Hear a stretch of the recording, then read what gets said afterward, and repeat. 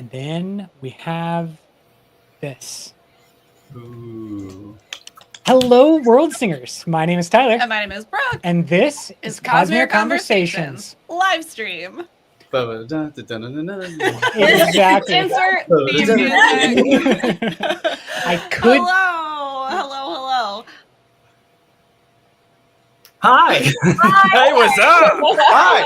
I'm so used to this. Hi. We're here.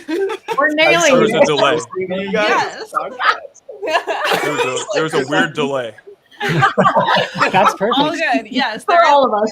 a bit of a delay. It's totally fine. Obviously, we're here with some wonderful guests, with some of the cast and the team behind the 2024 Worldhopper Ball at Dragonsteel Nexus. We're all a little bit starstruck. Thank you so much for being here.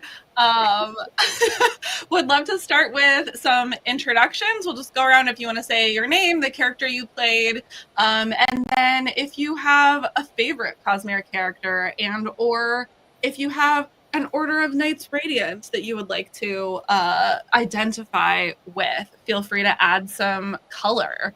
Let's start with the one and only Savannah. Hi, my name is Jackson Dickert. My favorite character is... Come on. And I really like the edge dancers. I feel like edge dancers haven't gotten to really show off like the full how cool that they can be yet, and I'm waiting for that. I'm still waiting for that.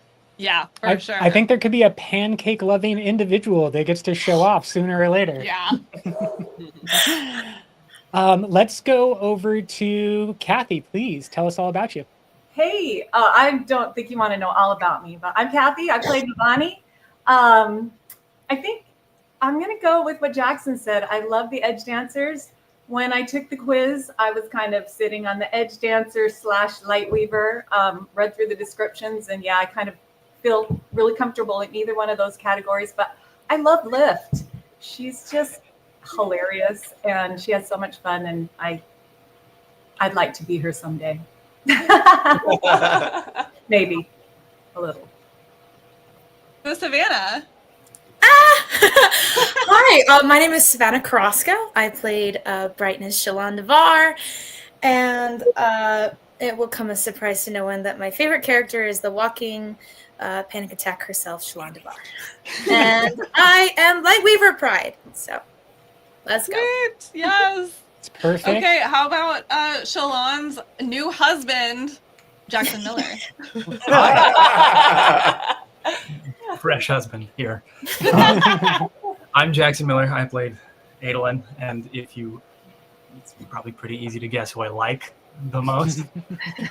The Ray of Sunshine Panic Attack Negator, Adolin. Everybody.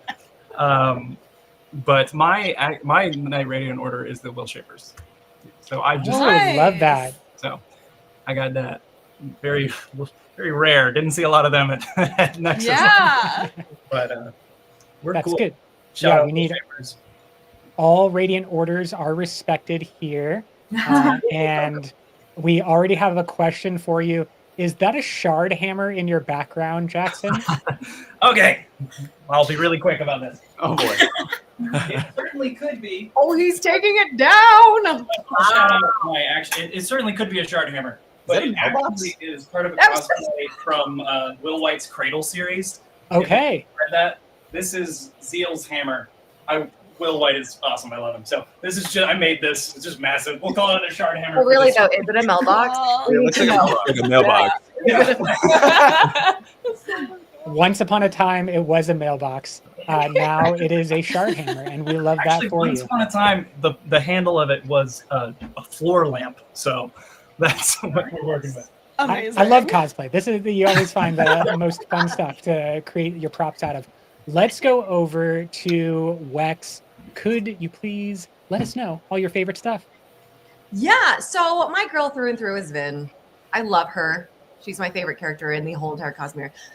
But the one that I relate to the most is probably Paladin. Sorry. I know. I will always have a soft spot for Wit, but I just the second I picked up the book, I was like, wow, I can relate to this guy so much. And then when the quiz came out, I'm like 80% Will Shaper, 79% Windrunner. So I'm like, why did it not break? But so I think that's partially why I can kind of relate. It's fine, you know. The freedom and protect other people. It's like a brain in my head all the time. So Love that. 2 Will Shapers on the stream. Coming out. We're cool.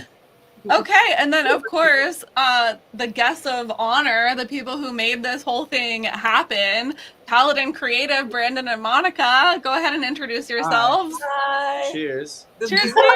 Wondrous. Oh, that's so great. These are our Worldhopper Ball goblets, and they have coffee and tea in them because it's 1 p.m. We had a lot of time to talk already on a different podcast With you guys. Yeah. So we don't need to say too much. What are your favorites, everybody? Yeah. I mean, if I had to really gun to my head, had to pick one, it's Jasnah Kholin. I was about to be like, no one Exactly.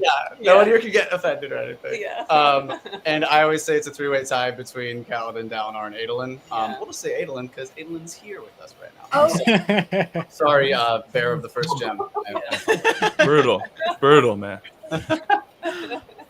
Cool. Well, I would love to hear about like how y'all found the Cosmere. Like, how did you become fans? Were you fans before this? Were you always like a big reader into fantasy?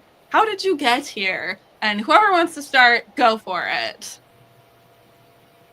All right. So I've always loved fantasy. I love fantasy. In fact, I like there's a lot of really excellent sci-fi novels coming out, and I'm going to have a crisis as the Cosmere continues to move into that territory because I'm really like a fantasy guy more than I am a sci-fi guy.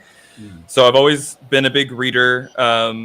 When I was like a kid, I always wanted to be an author when I grew up, and then people started responding a lot better to saying I wanted to be a doctor. So I started saying that instead for a long time. And I think my first Sanderson book was Mistborn, and it was probably maybe like 2016 or so. And like this is so weird, but inextricably I have Pokemon Go and Mistborn linked because I was just walking around. I was catching them all. I remember that time. That was a good time. Listening to the audiobook, and it was magic. It was magic. Just Pokemon Go and Brand. Okay, do we need a new crossover? Is Pokemon Go, but from the Cosmere? And so you're out, you're hunting axe hounds, you're looking for Yasuni pups. Yeah, oh, that's the hard one. If you find yourself with a Chasm Fiend, get out. Like, run You away. don't want to be a steel type either. You really don't. Jackson, what's your favorite? What's a favorite fantasy book that you have like locked in your brain, Cosmere or non-Cosmere? Well, I'll try to pick something non-Cosmere. I mean, the Sword of Kaigen is unreal. If you've if you've read that, ML is amazingly talented, and that book, I thankfully read it on the way home from my honeymoon instead of on the way there, because I was on my reading list. It had been on my reading list for a long time, and I'm glad I didn't go into my honeymoon like with all the feels that you get from Sword of Kaigen. Okay, adding that to my to-read list. Thank you for that rec. Very much appreciate that recommendation, Hoyd. It was wonderful. Could we go over to Savannah? Yeah, I'm sorry. What was the question? How'd you get here? He brought up Sword of Kaigen, and so I was like... Complete distraction. We're off on a tangent. So it sounds like you're a fantasy fan. Yeah.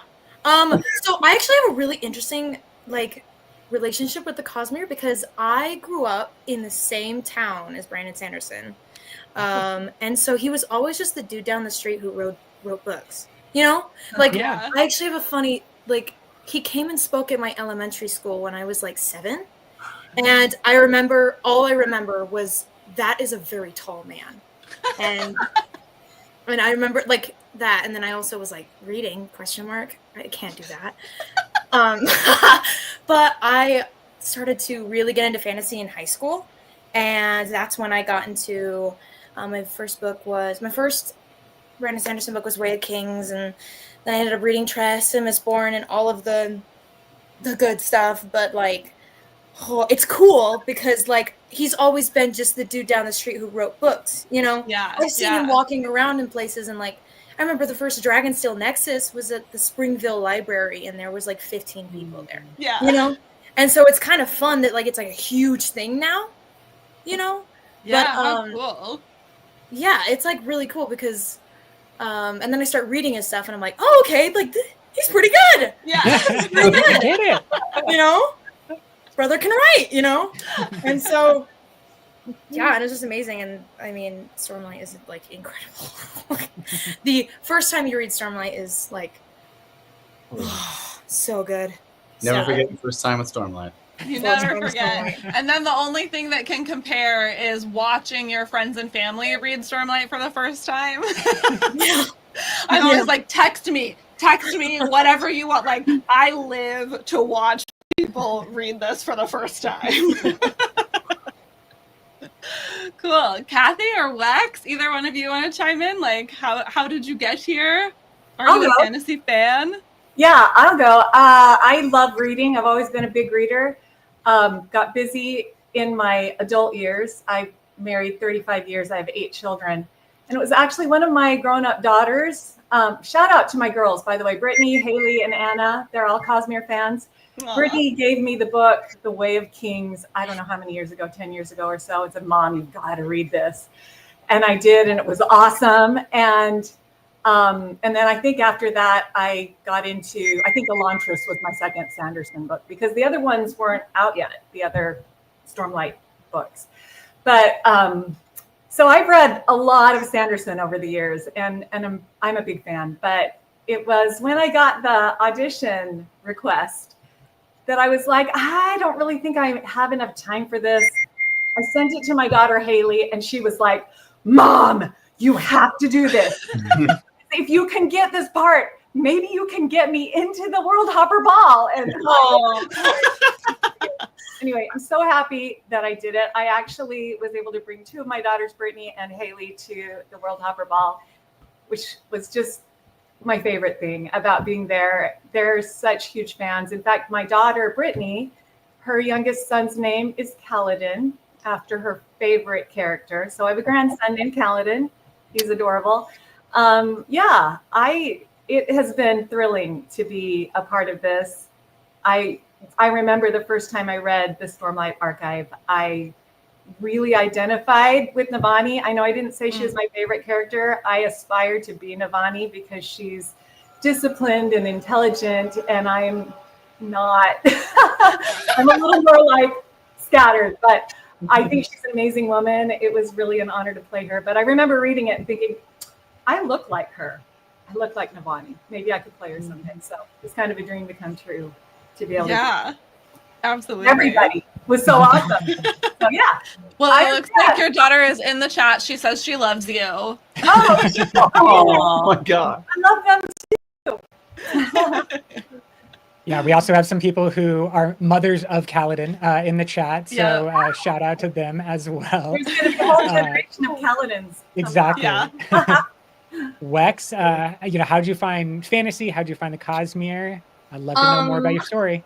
Yeah, well, first of all, guys, about Cathy, if you really talked to her and had a conversation with her, you know that she's one of the most resilient people you will ever meet. So for her to say that she's not intelligent and not inspiring is a lie. It's just her being humble.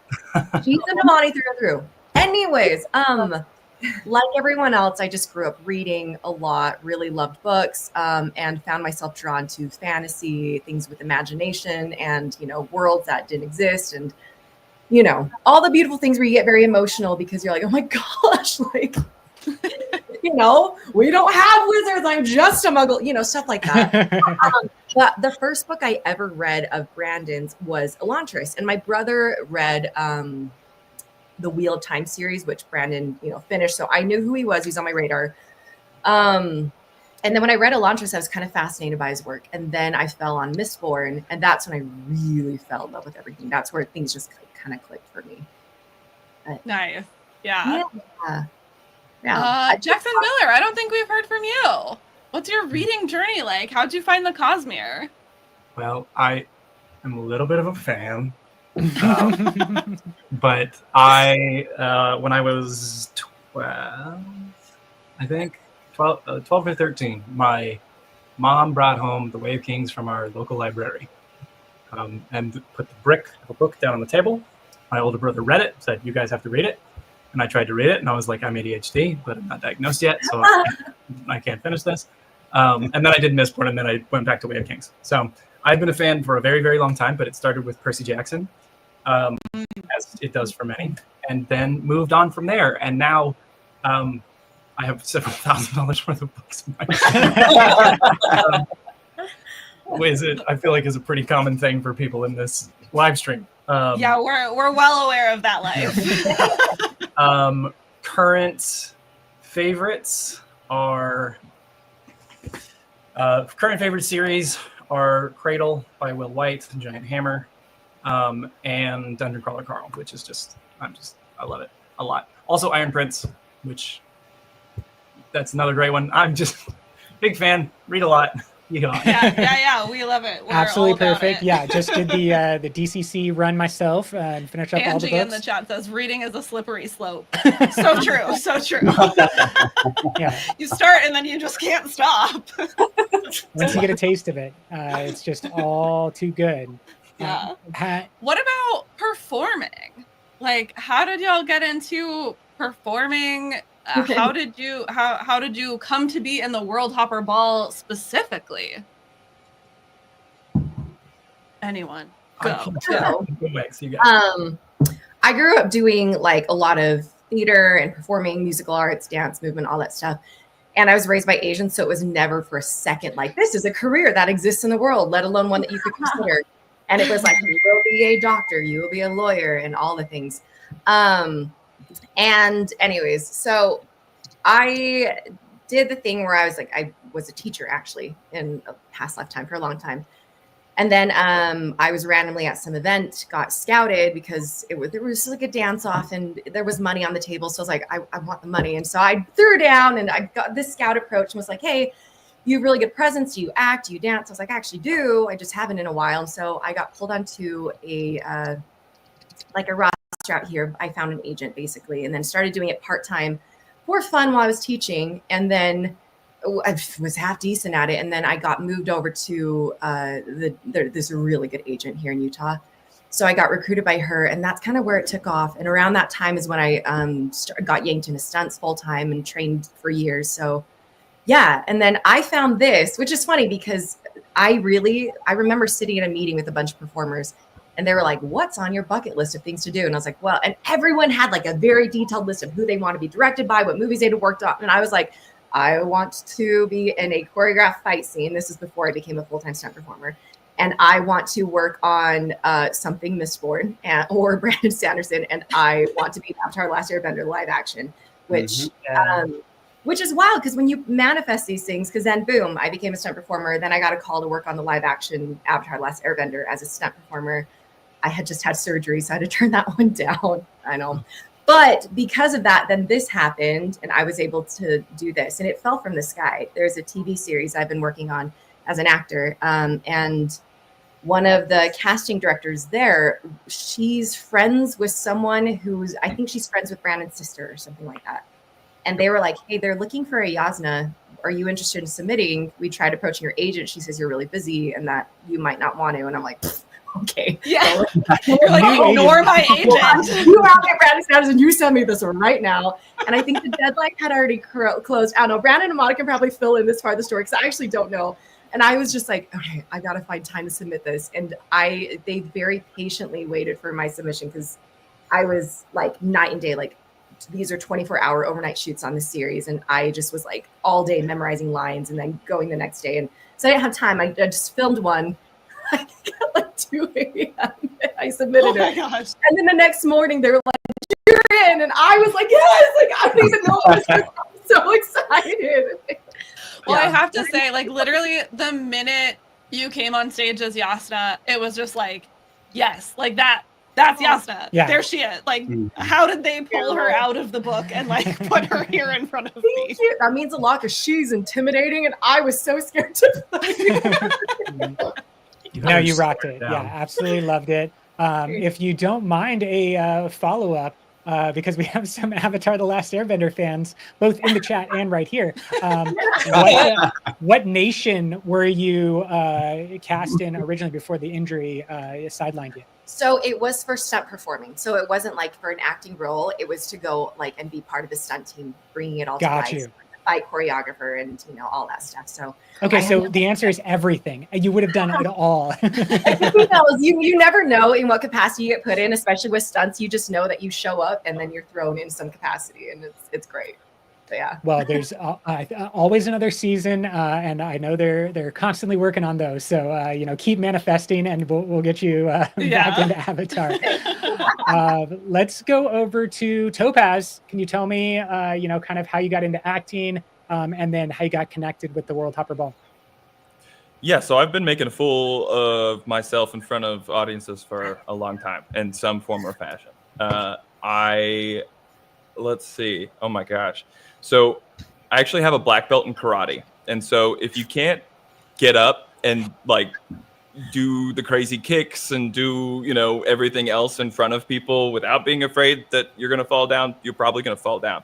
And so that got me really comfortable from a very young age, performing in front of audiences. And then my dad is definitely like the comedic relief of our family. And so I think I kind of get that from him. And growing up, I always kind of walked the line in classrooms of like being like a problem and being the like comedy relief.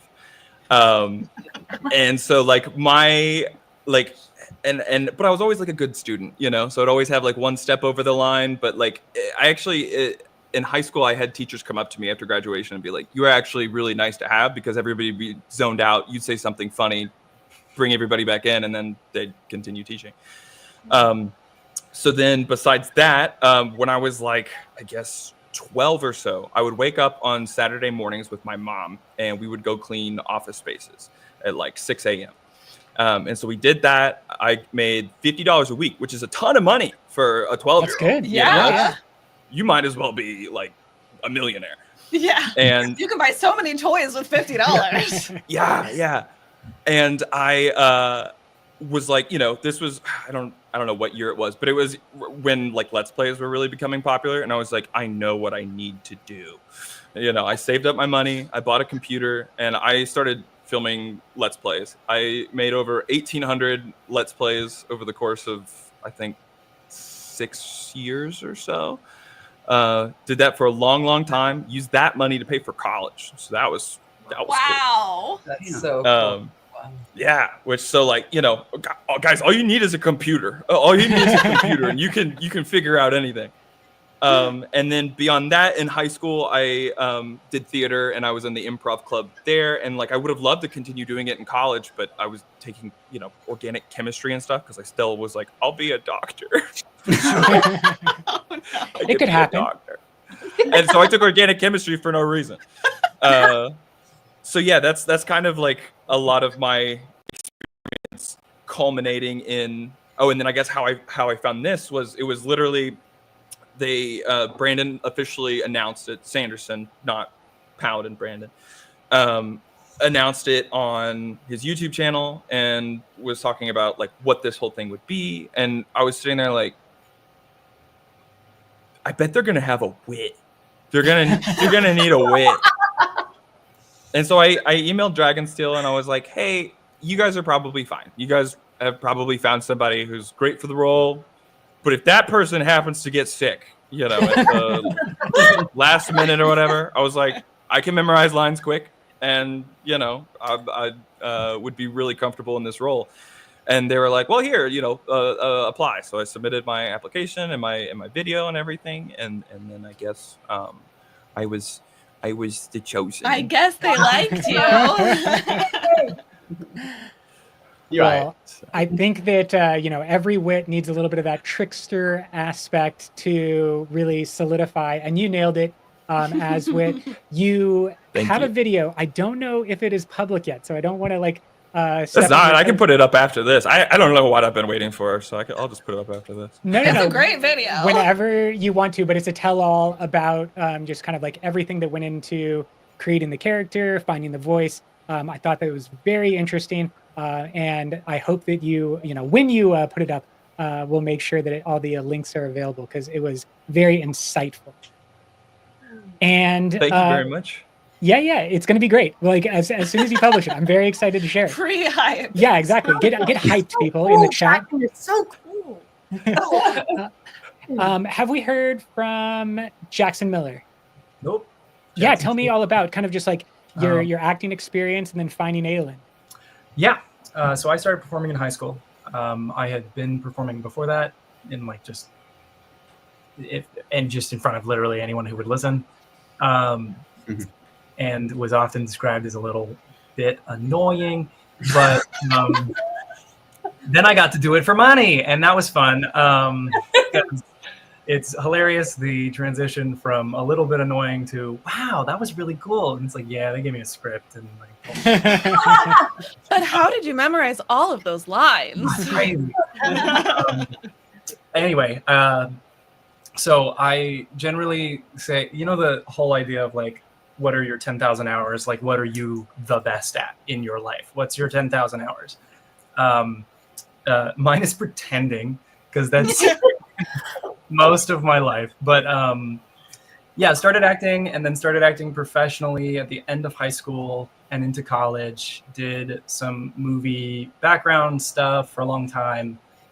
And then started when COVID hit, I started doing TikTok and social media in general as like an outlet for creativity because I was exhausted and no one could go anywhere and I was depressed and everyone was depressed.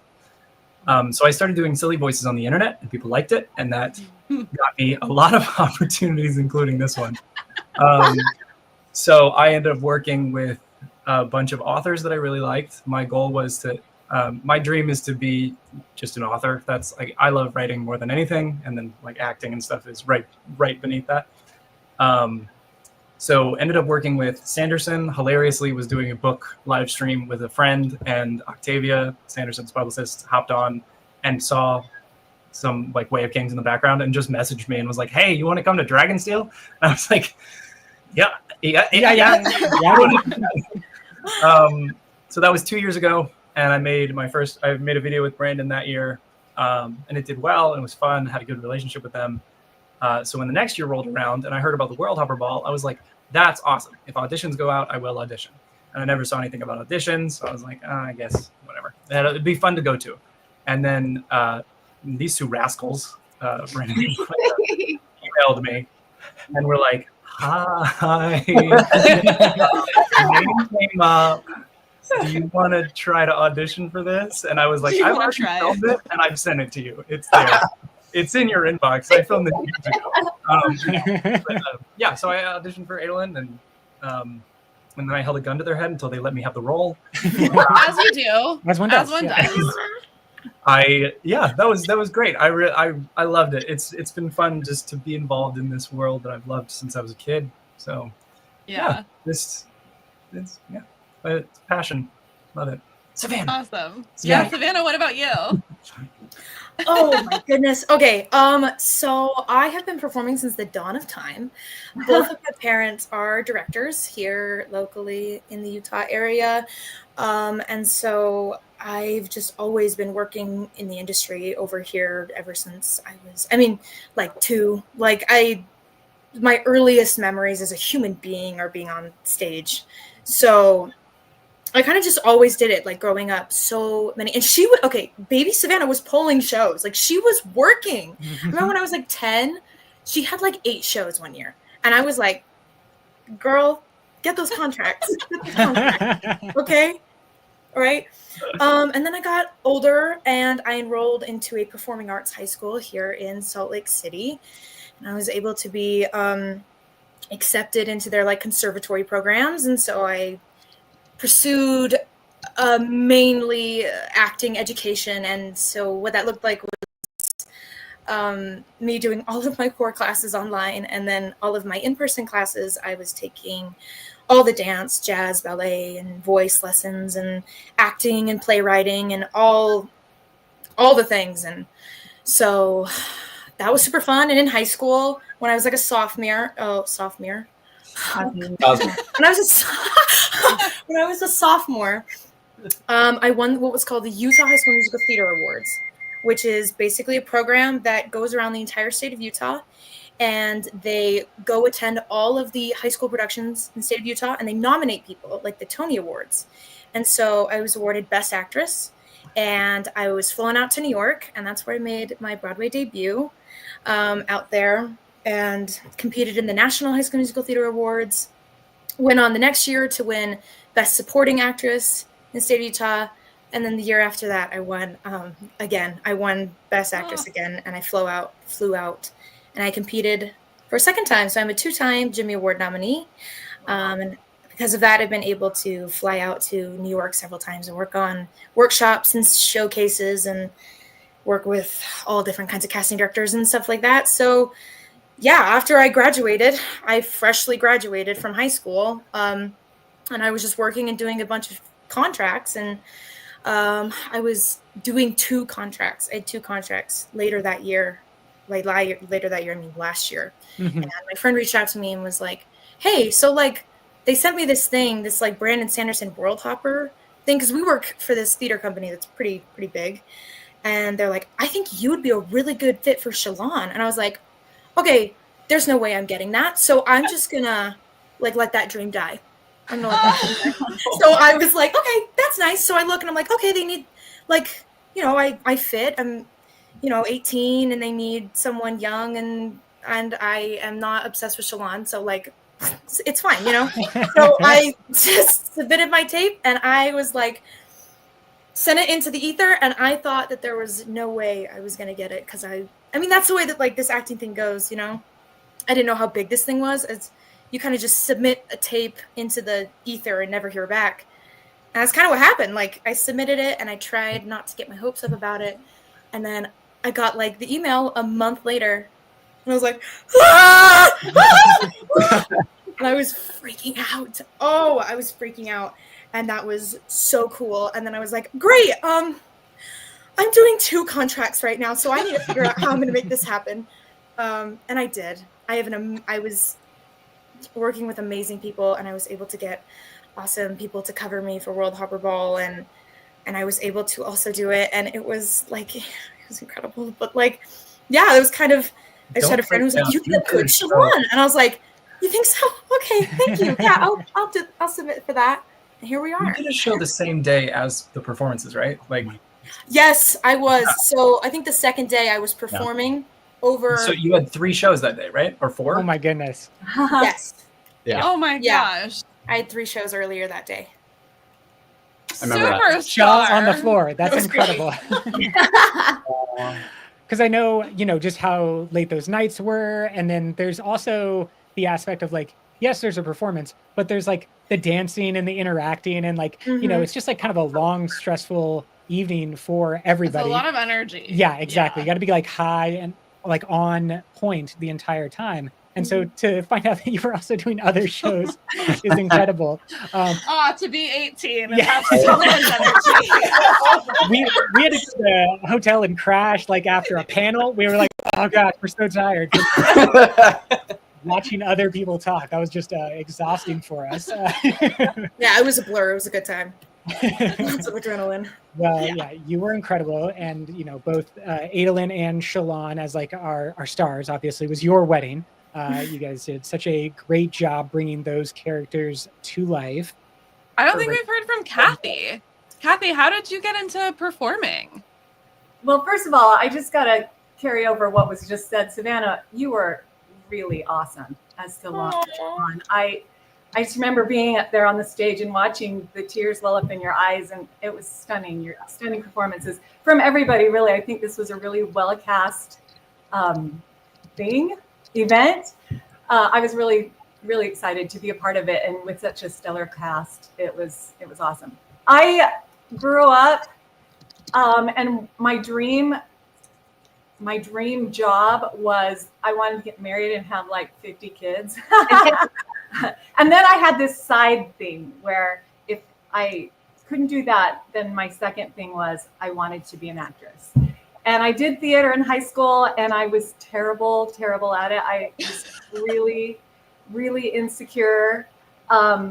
So I got married, and I had a whole bunch of kids. And then years later, I was a music major. I was a vocal performance major. So 20 years after I started my college career, I realized I need to go back and finish that, wrap that all up. So I went back to finish up, and I'd done some musical theater. So I thought, well, I'll just take some acting classes. And I found out that I wasn't a terrible actress. I just had been so insecure. After you have 8 babies, you're more like whatever. It's all good. So I had a theater teacher that was like, hey, Cathy, you need to go get an agent. And I was like, what? I'm old, like that's silly. Anyway, he nagged me for a couple of years, and I finally did. I went and signed with an agency, so I've been working professionally for a lot of years since then. And it's been awesome. But yeah, I actually got the email from my agent saying, hey, you fit this role. We'd like to have you submit if you'd like to. And I already told that story, but there's not much else to tell. I was really excited to get cast because I wanted to go to the Worldhopper Ball. It was something I felt like, like a once in a lifetime kind of thing. And I also thought, maybe they'll do a movie or something and I could be up for that role because I really do love playing Navani. She was really fun. So let's just do it, guys. Yeah, make the movie happen. Yes. Certainly not starting here, but we'll give our enthusiasm for that. I think we're all on board. Brandon, do you mind funding that? Yeah. Easy. Just real quick. Piece of cake, right? I've said $100 million of that. exactly. I said if I win the lottery, that's what I'm doing. I'm just going to have Brandon and Monika make me events, Cosmere themed, and then we'll also fund the movie. Other people like give to charity. That sounds great. I just want lots of Cosmere stuff.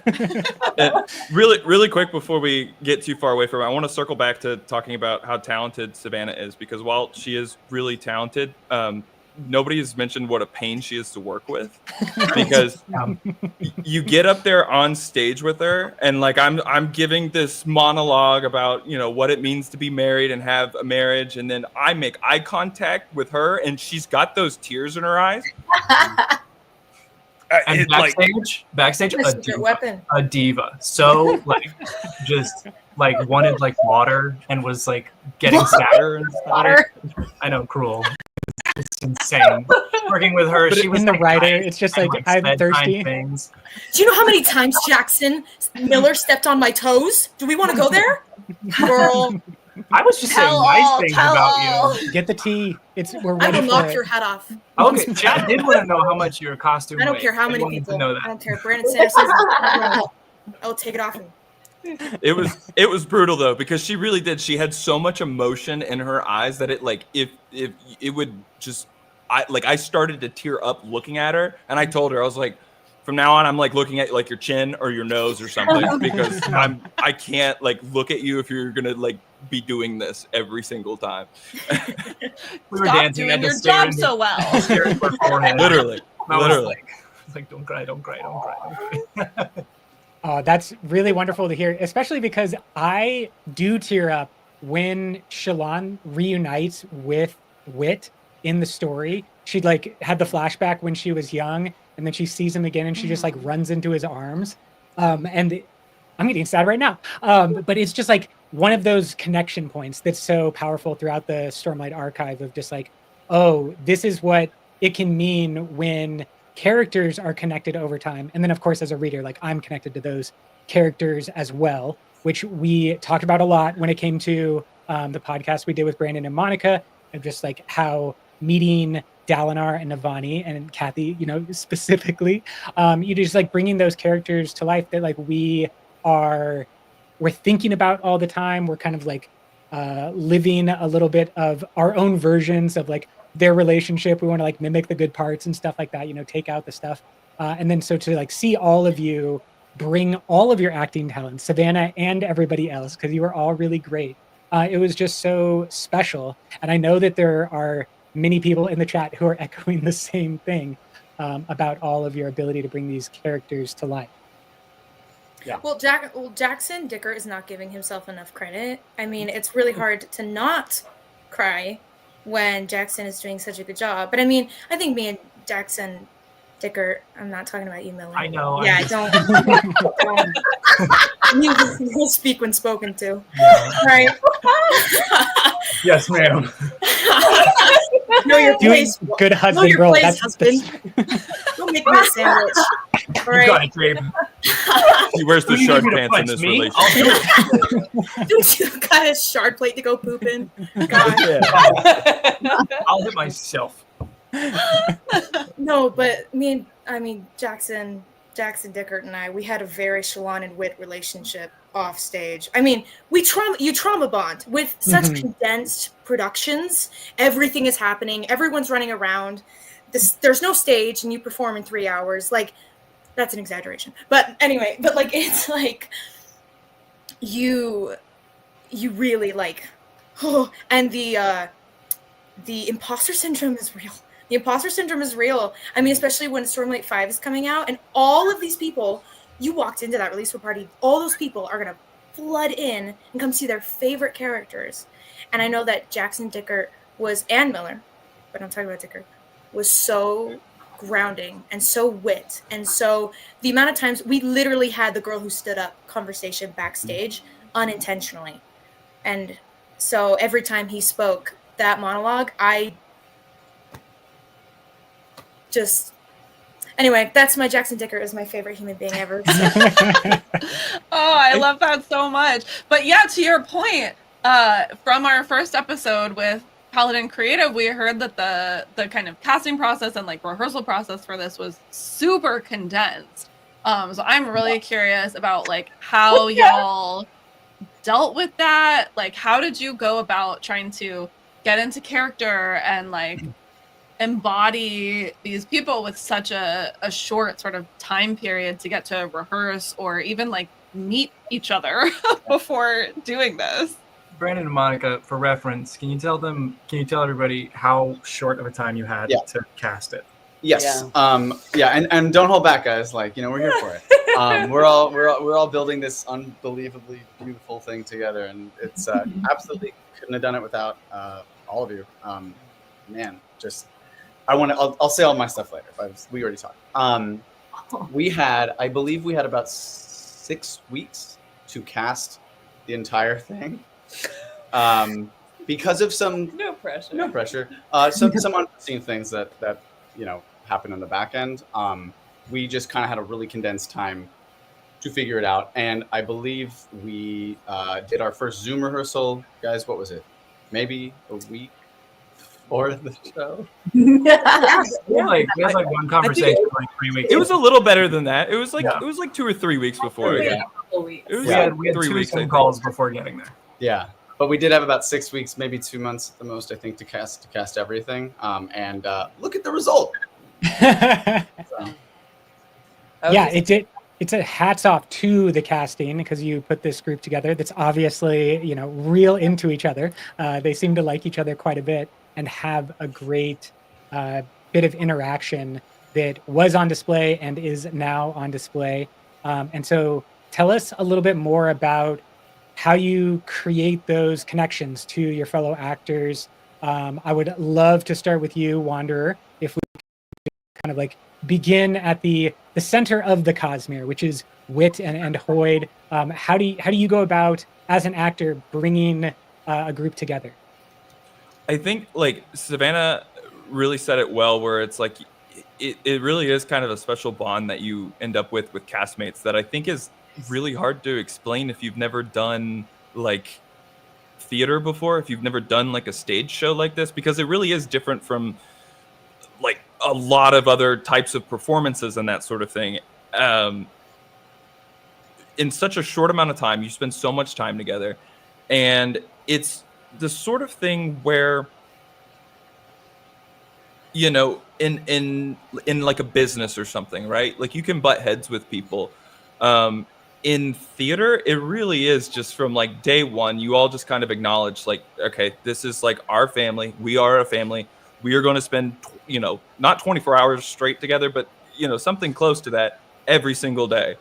And so it's just kind of like, you got each other's backs every step of the way, and you support each other. And I think like, especially that first day or so that we were rehearsing, it was really wonderful getting to know everybody, because that is a huge part of, developing the relationship that like I think we all have. Like everyone on that cast was fantastic. And like I love all of these people. Like I could hang out with all of them, individually, and we would just have a wonderful time.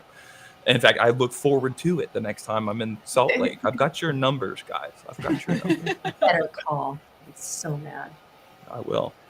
But does that kind of cover it? I feel like there was a second part of your question.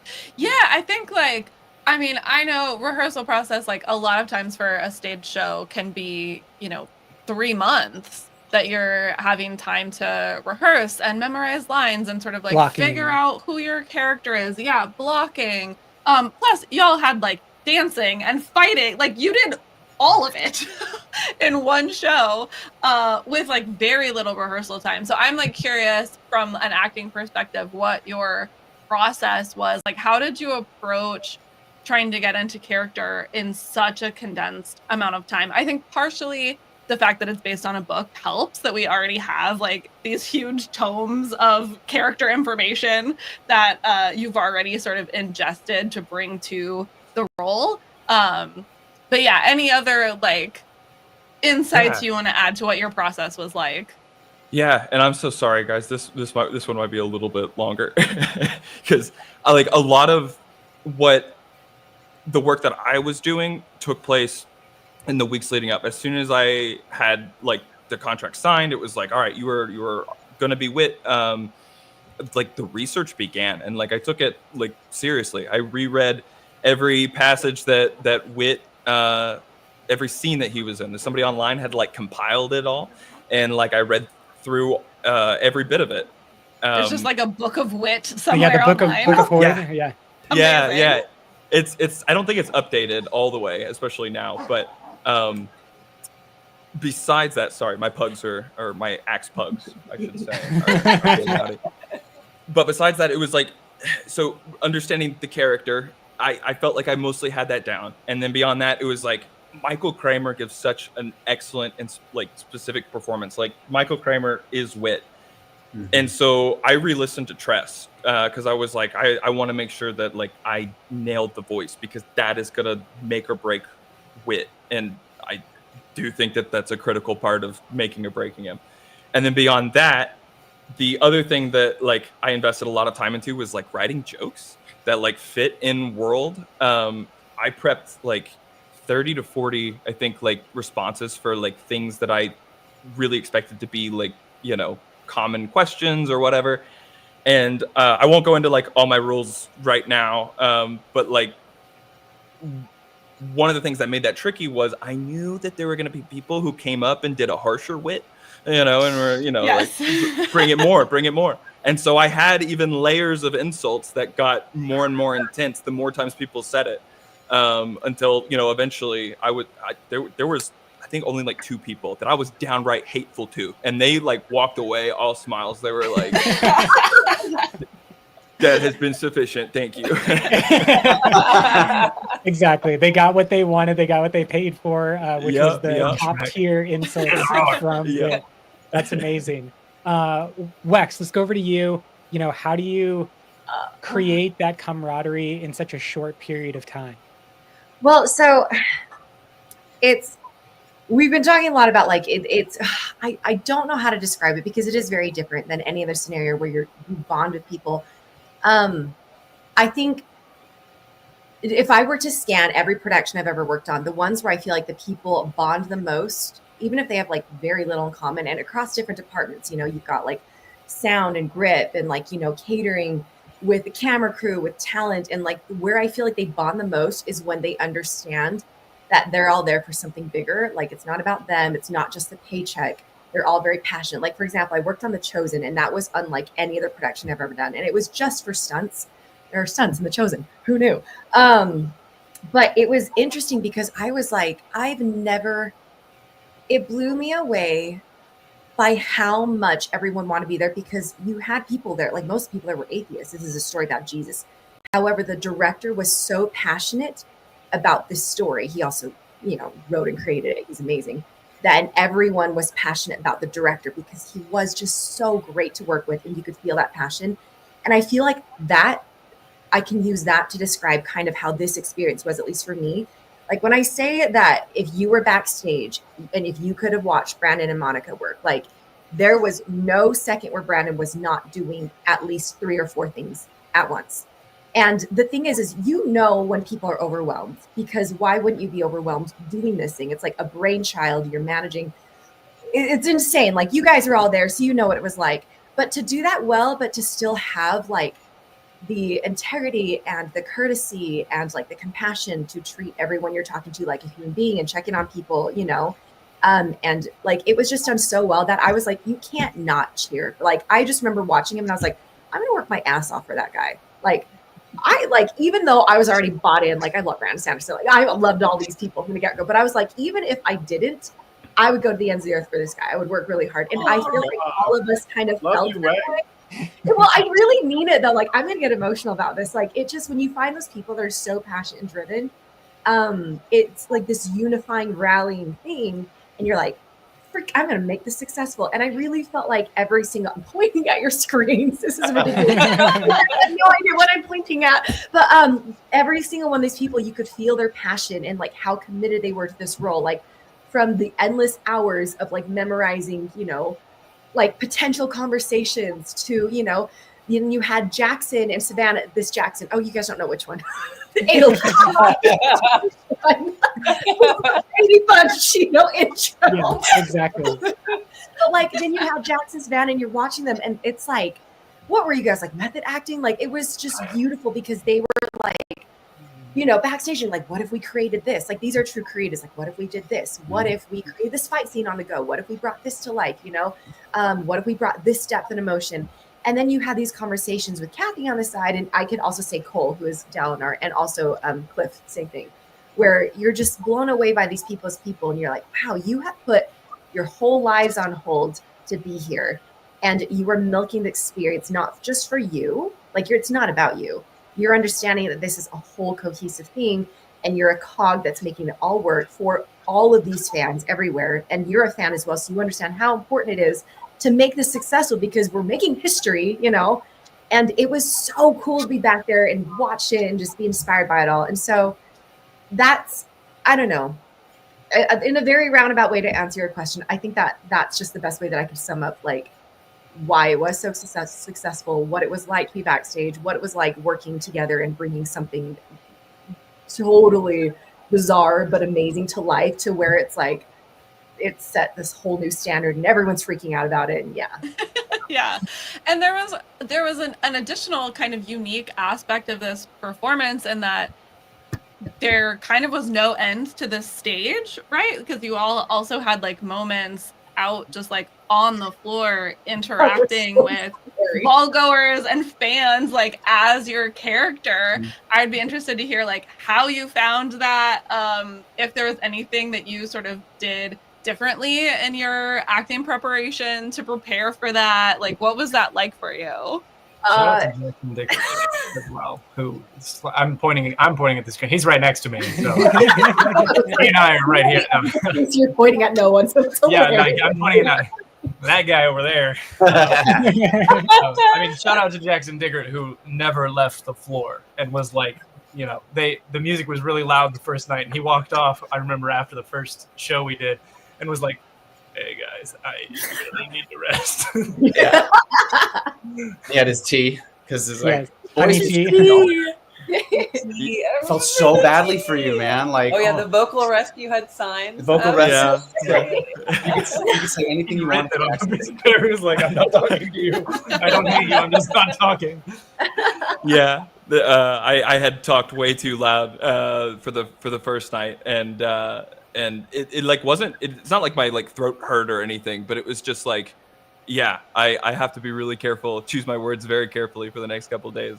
But really quick while I have the mic, I do want to mention, like, that's a really good point that Wex made about like Brandon and the way that he runs his company. It's not something that I'd ever thought about. And while she was talking, yes, the Paladin Brandon, he's there on my screen. Where are they?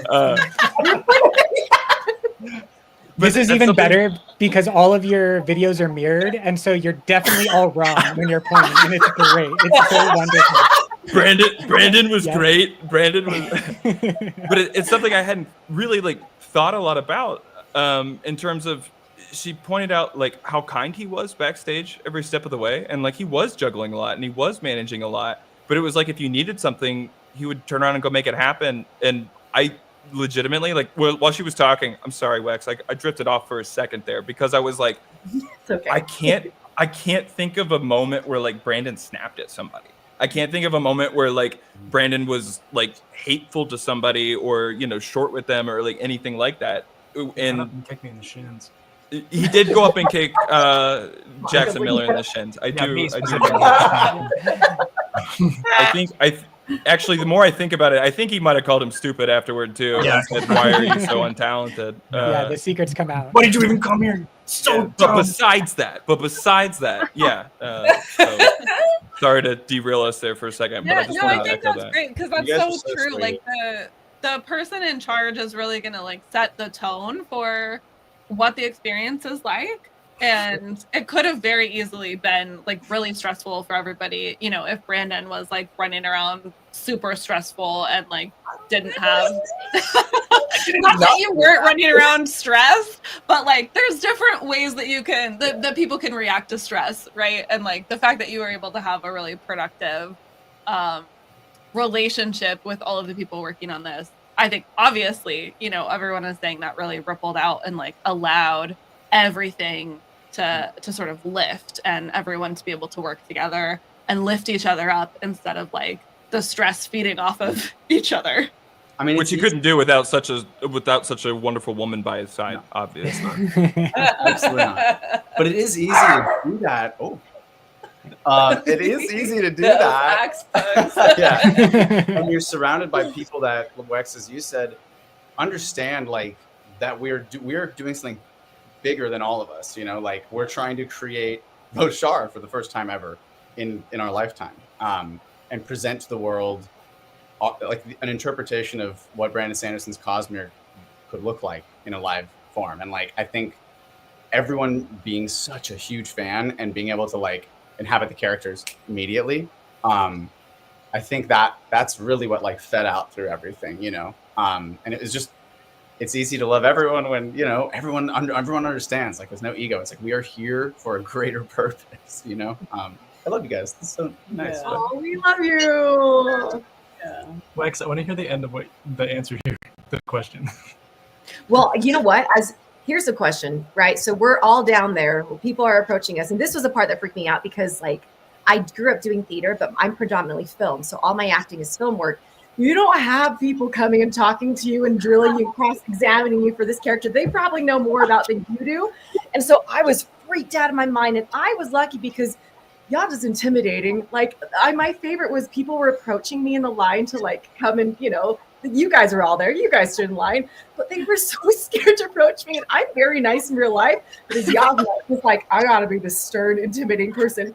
And it was so funny because some of them were like, do I curtsy? Do I bow? Do I have like they were like it was the funniest thing. Yes, And you do it all.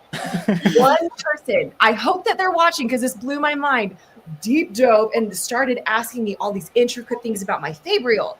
And it was just like, you know, which this and what that and this and using all these words. And I was like, oh my gosh. And then for 1 second, he's like, and then I read this and I looked at him and I just remember saying something like, you know, I was like, it's something about like the men of this nation don't read or something like that. It sounded a lot better than what I'm saying. But in the moment, he just was like, and he like, I was like, wow, goodness, I had that like in here because I don't know how to answer his questions. But this is the question for all the cast members. When people came up to you for the first time with their books and asked you to sign, what did you do? Because they were like, can I have your autograph? And I was like, yeah. Jasnah? And I was like, what do I sign? So the first time I wrote Jasnah, it was a really bad signature, guys. By the end, like by the 50th one, I had it down. But the first one, I was like, yeah, Jay. You're like, I hope I'm spelling this right. How do I do a cursive J? I was like, do I need to run this by Brandon? Like, I don't think I'm qualified to do this.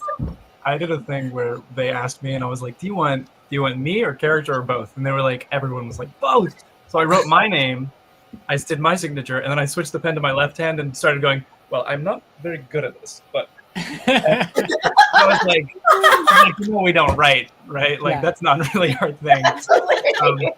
Yeah. I was laughing at that because I was also saying that you, Wex, you and Cole had a really fun excuse with when people asked you about stuff because you could just be mean. You could be I literally was. Yeah, just blunt.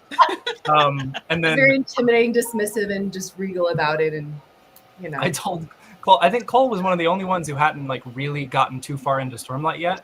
Like he was partway through the first book, and he was asking, "What do I do?" when people ask me questions, and I was like, "This is super easy. You don't do anything. Don't do it. You don't understand a single thing you're saying. You're just gonna." Yeah. I was like, "You It mean was so- nothing, dude." It was so funny too because we were standing together, Cole and I, and people would come up and the music's so loud, and they'd ask him a question and he couldn't hear him, so he'd just kind of stare at him.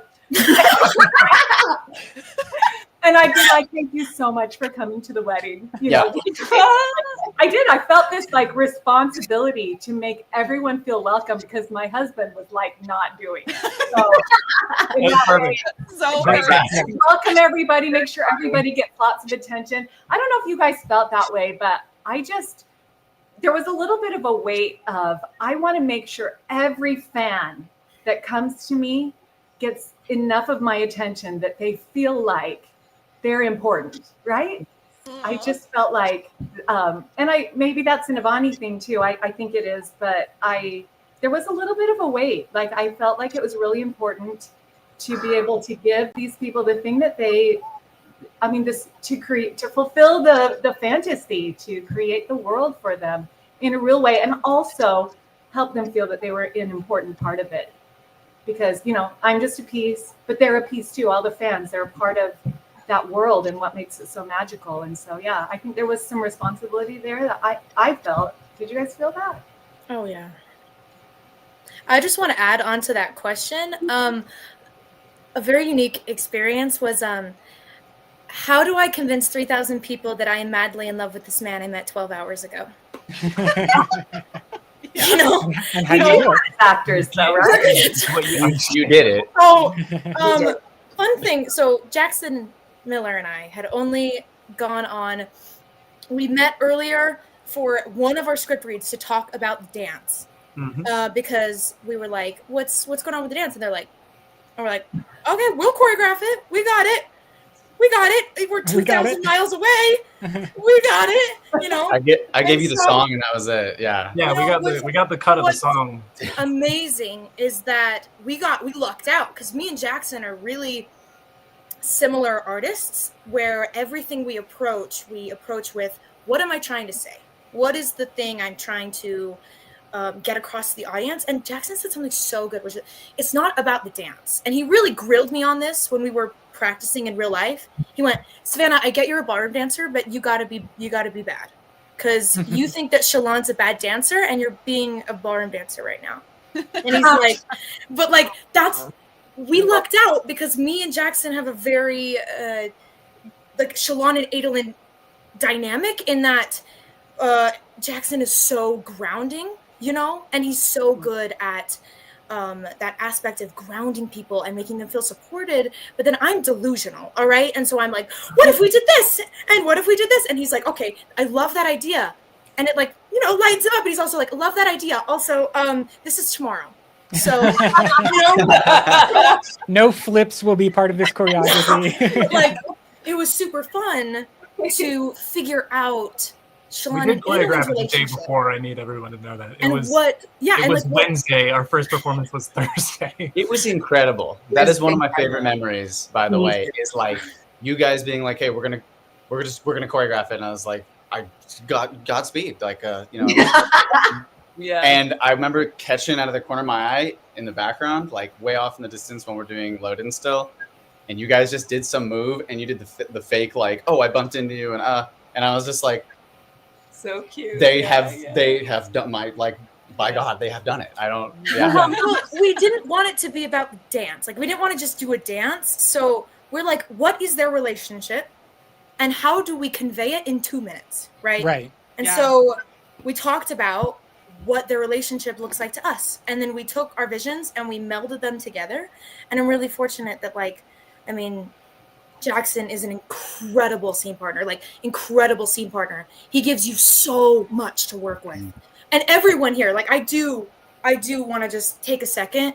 Everyone here is such a good scene partner because of their ability to give to everyone else. So Jackson was constantly giving and giving and giving. And I want to shout out Wex for a second. This is so funny to me. Because we're sitting, and I think this is during a performance, and we're sitting there, and she can tell that I'm obviously in character, and I'm like doing my thing, and I'm like, okay, I need to pretend like I'm really happy right now, and I'm not spiraling, you know? And then Wex was like, pre-wedding nerves, and I went, and I looked at her, and she looked at me and goes, nerves are the byproduct of an unorganized mind. So, organize your mind. And I went, I literally was like, I can't believe you flabbergasted. I was like, she broke me. I was like, Oh, like, that's girl, I need a glass incredible. of water after that. For reference to you guys, this is something that you're going to see more of soon for like behind the scenes stuff and videos and things. I want to show you. This is quite literally probably an hour before our first performance. And this is a really quick clip that I want to show you because it's crazy. She is not in costume at all. And she is just being Shallan. Like I want to again shout out Savannah because we ended up watching like everybody kind of watched each other's auditions. And Savannah's, I was like, whoa! But this was straight up an hour before we first performed. That's good. Yeah.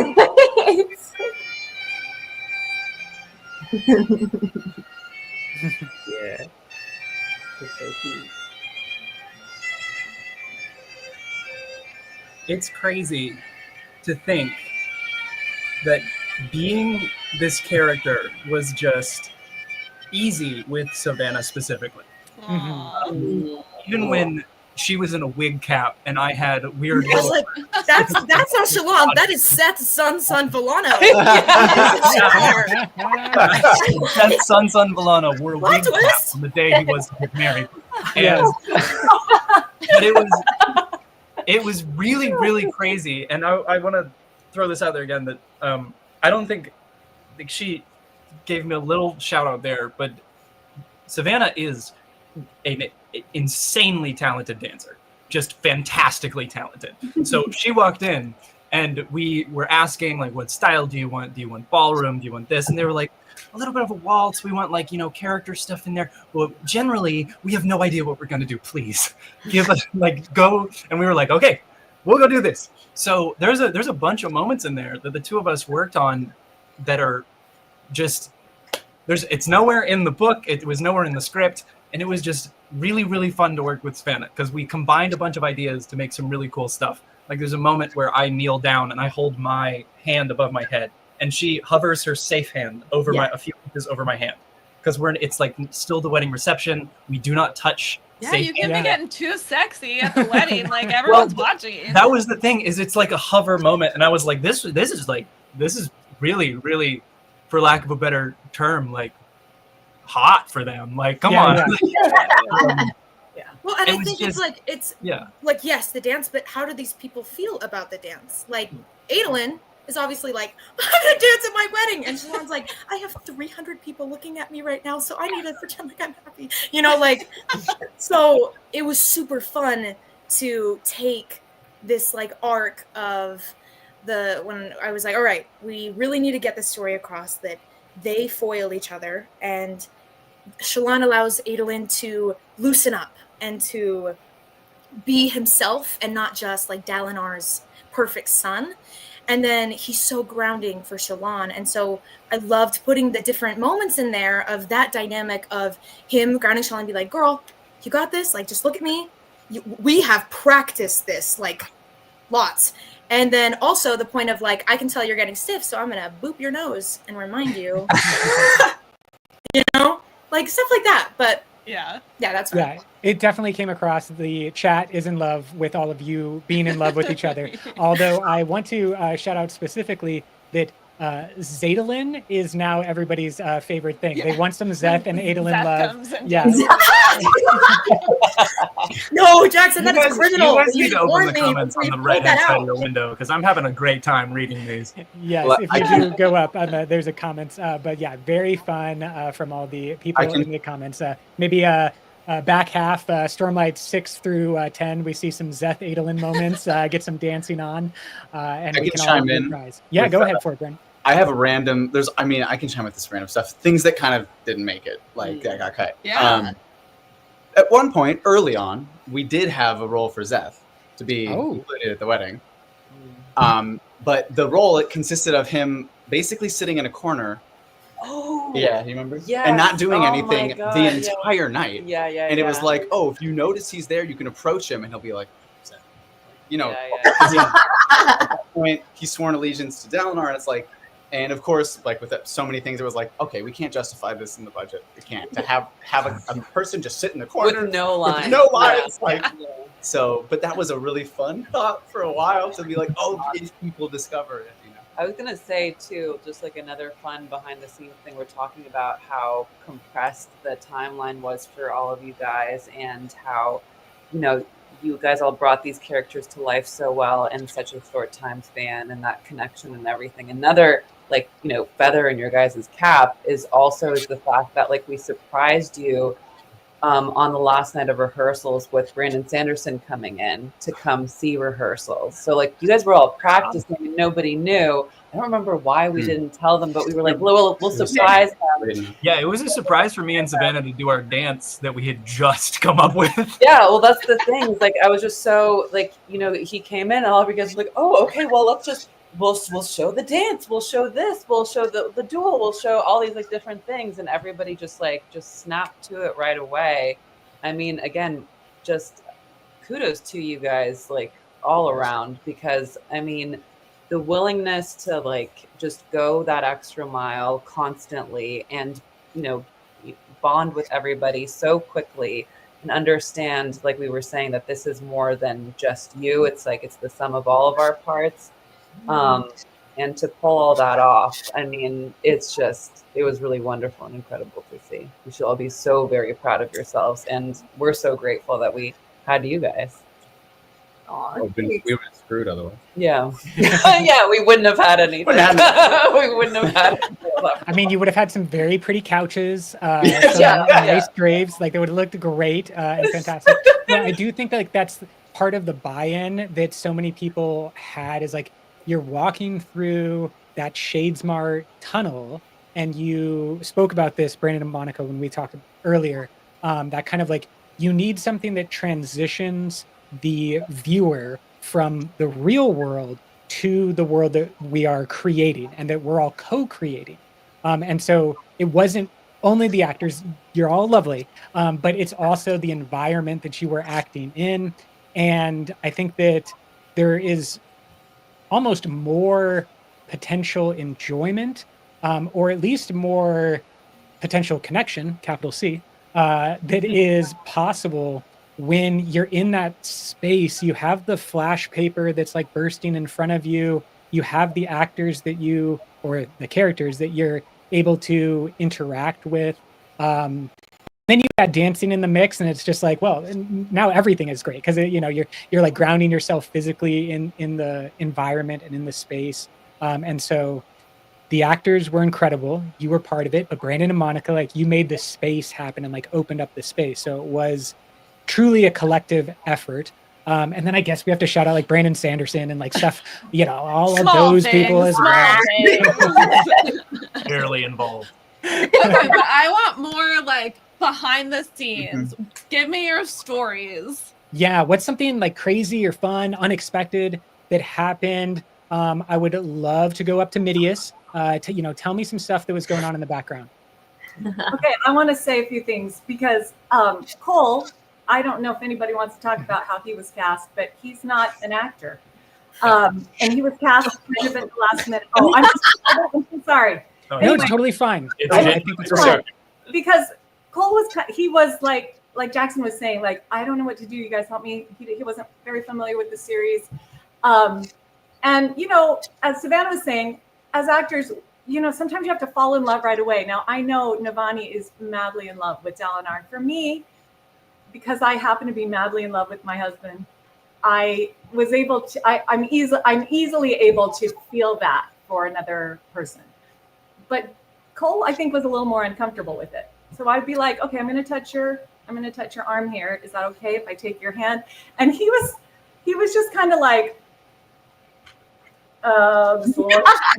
which was so perfect for Dalinar. Yes, exactly. So perfect. Like grabbing on him and trying to, Navani, she was kind of the forward movement in that relationship. And so that was really fun. My favorite thing, though, about the behind the scenes was, and it was crazy. There was so much going on, and we're trying to memorize our lines and everything, but there's still, and I think the thing that really helped, like Wex was saying, solidify the bonding between not just cast members, but all the people backstage who are working, the shared passion for this series and for this story. And then those moments, just like we had moments where we were able to share a little bit more personally with each other about what was going on in our lives. And it's amazing to me how quickly it really felt like we've been together for a long time.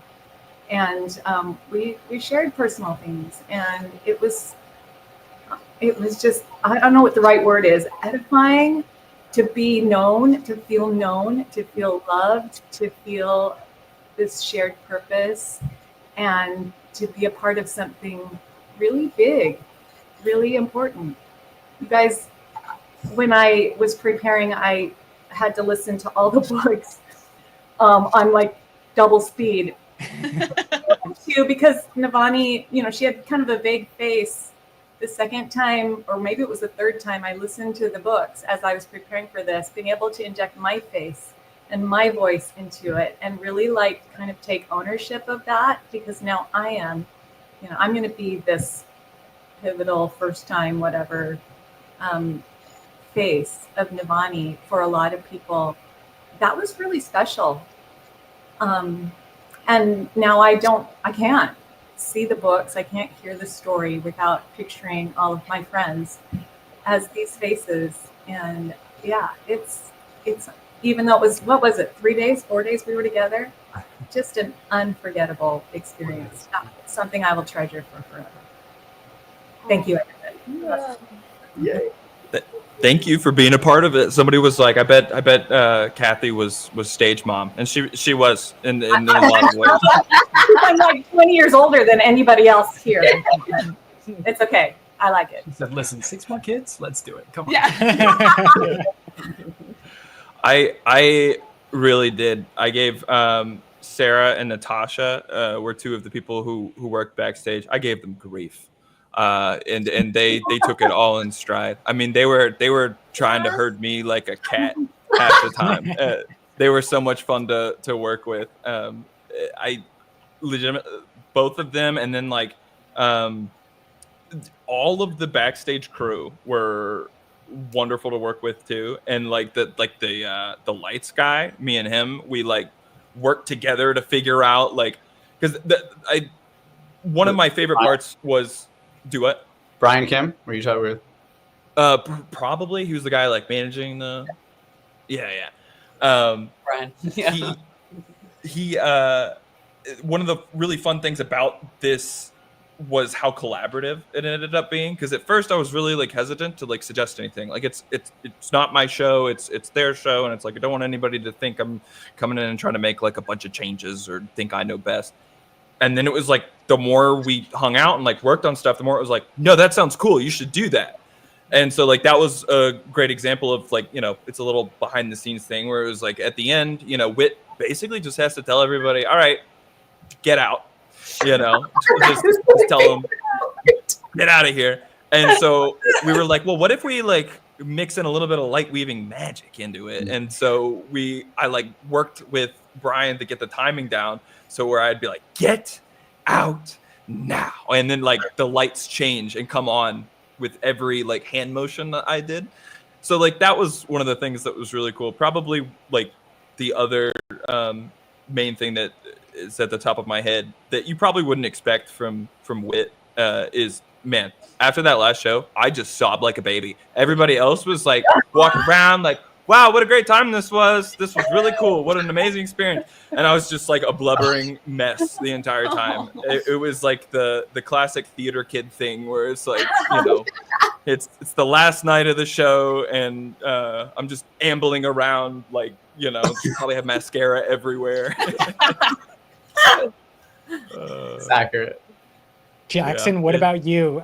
Behind the scenes detail or just something kind of like fun and unexpected that happened? Man, behind the scenes was, I mean, we were rushing around. That was a big part of it. I would describe a big part of our process as rushing around. One fun behind the scenes thing that happened was that the Adolin and Paladin fight scene was not initially in the script. And it was something that me and Cliff were pushing for from the beginning, that we wanted to do. Because I have stunt experience. Cliff does flips, as everyone's... Yeah. We did see that, yeah. That, like, was really, really fun to just be like, hey, we're going to put this together. I think this is what we said to you guys, because Brandon and Monika were like, hey, we have no idea if this will ever get approved.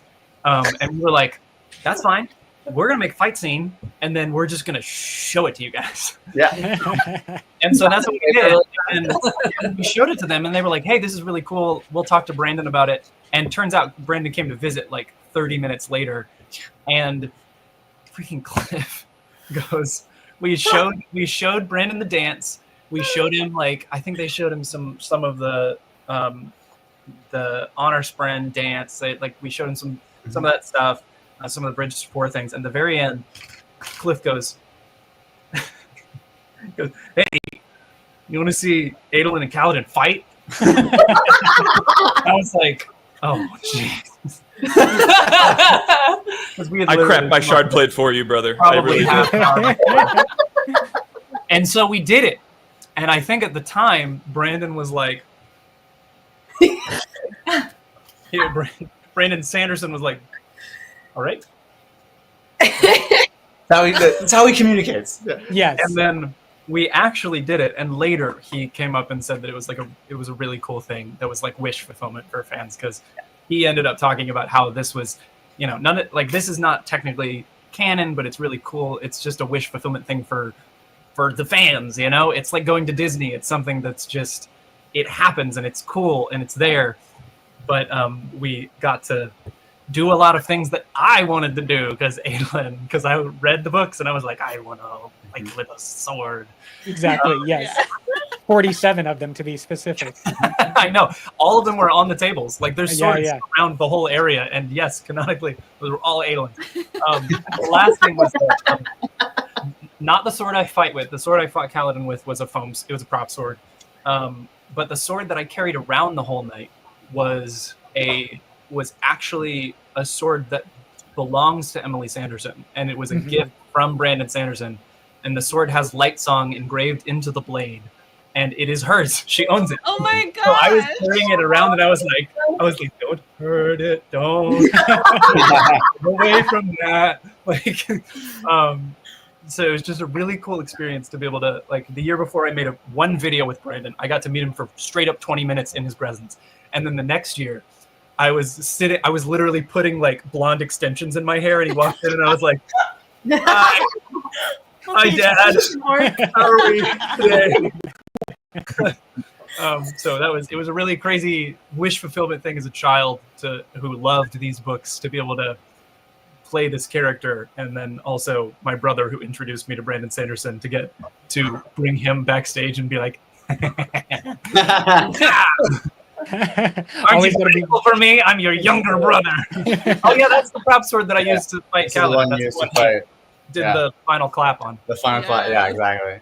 Sorry, Well, so that's- Logman- actually Brandon's sword from his bachelor party. That is so. true.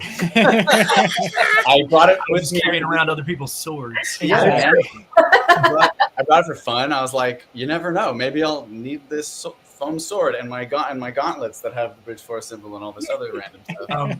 As an actor, I want to ask a question to the other people as well, really quickly, to all of my lovely friends who we just genuinely just became friends. That was like I've kept up with most everybody in some capacity afterward, which is awesome. Savannah came and visited me and my wife, stayed in our guest room, and we did 3 escape rooms. My wife. My wife and my wife. Yeah, Yes. we're all wives down here. We're all wives. But I wanted to ask, because this was a very fun thing to do. In character, we met several thousand people face to face who just took pictures with us, and you say things to everybody. What were the things you recycled over and over and over again? Because it's like the Disney character rule where you just start saying the same things over and over again. Mine was asking who their tailor was and where they got their outfits, and and I love watching people panic and be like, because there were a couple people there were a lot of people who just straight up did not answer the question. They just went, and I was like, very talkative today, very good. And a bunch of other people were like, it was from Amazon. It was from Amazon. And I was like, and my favorite part was all these people dressed as Mistborn and everything. They just say any word that wasn't Rosharan, and I'd be like, I have no idea what that is. Just have a huge smile and be like, I don't know what you're talking about. You're like, sounds Give me exotic. your tailor's name. I need to meet them. So I wanted to ask everybody. Yeah, what that's was a your thing that great, was like, just what did you quick say to go people? around. Yeah. Savannah, you want to let us know, like, what were a line that you kind of recycled or reused? Yeah, so like people would come up and be like, oh my gosh, like congratulations, like, oh, like, you know, when you're union, and I would go, thank you, I'm just here for the cake. That's good. That was the one that I kept like using a lot. And then a lot is whenever help. The other one is I had one for Veil, because there will always be people who come up to you and will try to break you, especially when you have a character kind of like Shallan, where like you know so much about her that most people don't. So like people come up to me and like make like ominous like ghost blood remarks or like something like that, and I would just lean in and say, "Get in line for the wine." A quick Veil transition. That's totally Love awesome. Wex, what about you? What was Jasnah's kind of repeated line? Well, I was very lucky because people were very scared to talk to her. Like when I say people weren't sure if they should curtsy or bow or what they were supposed to dress me at, I was like, it really was like mind blowing because I'd watch them interact with everybody else. Cliff is over there taking selfies with them and having a great time, and he's right next to me, you know. And I'm very much like, I will always stay in character. I don't care what this is for. Like, if you tell me not to break character, and Brandon said don't break character, so I'm not breaking character. So it's really easy because then they were scared, and I just leaned into that. So if they asked me something that I didn't like feel like I wanted to respond to, or I hadn't like, you know, quite figured out, or just, you know, they were talking about a whole different, you know, like there were a few that had come up and they were saying Mistborn things. And I just kind of looked at them, and I looked them up and down. Then I just look away, and it was like, Yeah, Jasnah can do a lot with just a look. It was, I spoke with my eyes pretty much the whole night, you know, like there were a few times where I would say certain things, you know, in very Jasnah fashion, but for the most part, it was just like, she's not going to expend excess energy. She doesn't even probably want to be there, you know, but obviously she has some deep love for, you know, these people, you know, so she's there out of duty. But beyond that, it's like, I'm going to do the bare minimum, you know? So like as her, and it was actually really fun because I'm normally so friendly. Yeah. Cathy, what about you? Did you have a line that you kind of fell back on when you were speaking as Navani? Yeah, I mean, I kind of had the same experience as Wex. I think people didn't know what to say to Navani. So hello, Brightness. We're so happy to be here. I would just welcome them. I only had one fan that tried to like actually talk shop with me. And I remember her, I can't remember who it was, saying, Brightness, what security measures do you have in place for this ball? And so I went on and on about the Knights Radiant and all this stuff. But mostly I just, thank you so much for coming to the wedding. Please help yourself to some food. There's drinks over here. Thank you so much. We're so, whatever. Aw, Yeah. Big hostess. Being the hostess. Exactly. Being Yeah. a perfect Navani. That's It's wait. Kathy. Can I had change to my answer? You said what? Can I change my answer? I have the answer. lightning Every bolt, time Savannah. a person came up to me and Jackson, who was us, like Shallan, they were in cosplay. This or was some my kind favorite of one. I didn't want to any interrupt. This is my swim lane, favorite. I would yell, "The light weaving worked!"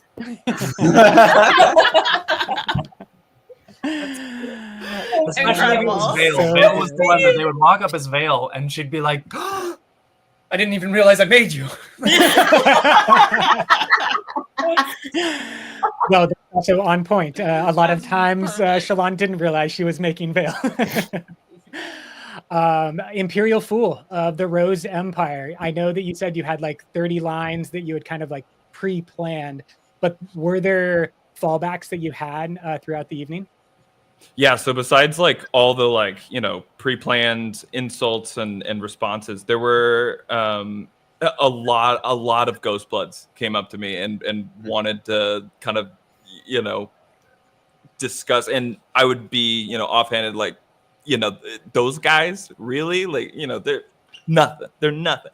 And then, we go back and forth and they'd be like, and then whenever it was like, because as I think it was Wex earlier, Cathy said, like, you want to make sure everybody gets like a good experience, but then like you don't want any one like conversation to drag on too long because there's a lot of people in line. So it's like you want to make sure each person, it's like a fine balance. Like you're juggling a lot of things because you want each person you're talking to like walk away from that with like a cool interaction or memory, but then you want everybody else to get one too. And so whenever it was like, all right, time to wrap things up with this Ghostblood, it'd be like, you tell Kelsier the next time I see him in the cognitive realm, I'm gonna rough him up again. So that was a fallback. And then there was one more. What was it? I think I lost it. It was something to do with something Cathy said, I think. Well, you still have the voice. You dropped into that right there, and I was taken back. That was just you still got it. That was so perfect. Yeah, think on it. You're we can always Yeah, lightning if you back over. remember, Just yell like Savannah did, and we'll hit you right back up. Start screaming. Yeah, we actually had a question for Brandon and Monika from Cosmere Mo, who I also know is in the chat. But the kind of like inspiration for DJ Stormblessed and the music, the playlist, the different graphics that you had. Obviously, it was a wedding and it was a party for real people in the real world, as well as being this performance. And so, like, where did you kind of come up with that idea? Is that always part of the events that you're putting on, where it kind of like blends the fantasy and the real, or just kind of like, what was your thought process behind that specific aspect of the Worldhopper Ball? That's an excellent question, first very of all. good Thank question. you so much. DJ Stormblessed is present at every event we do, just to be clear. Perfect. That was so DJ Stormblessed was something that I guess to answer your question, like I'm gonna try to be quick. This is about the cast, not about me.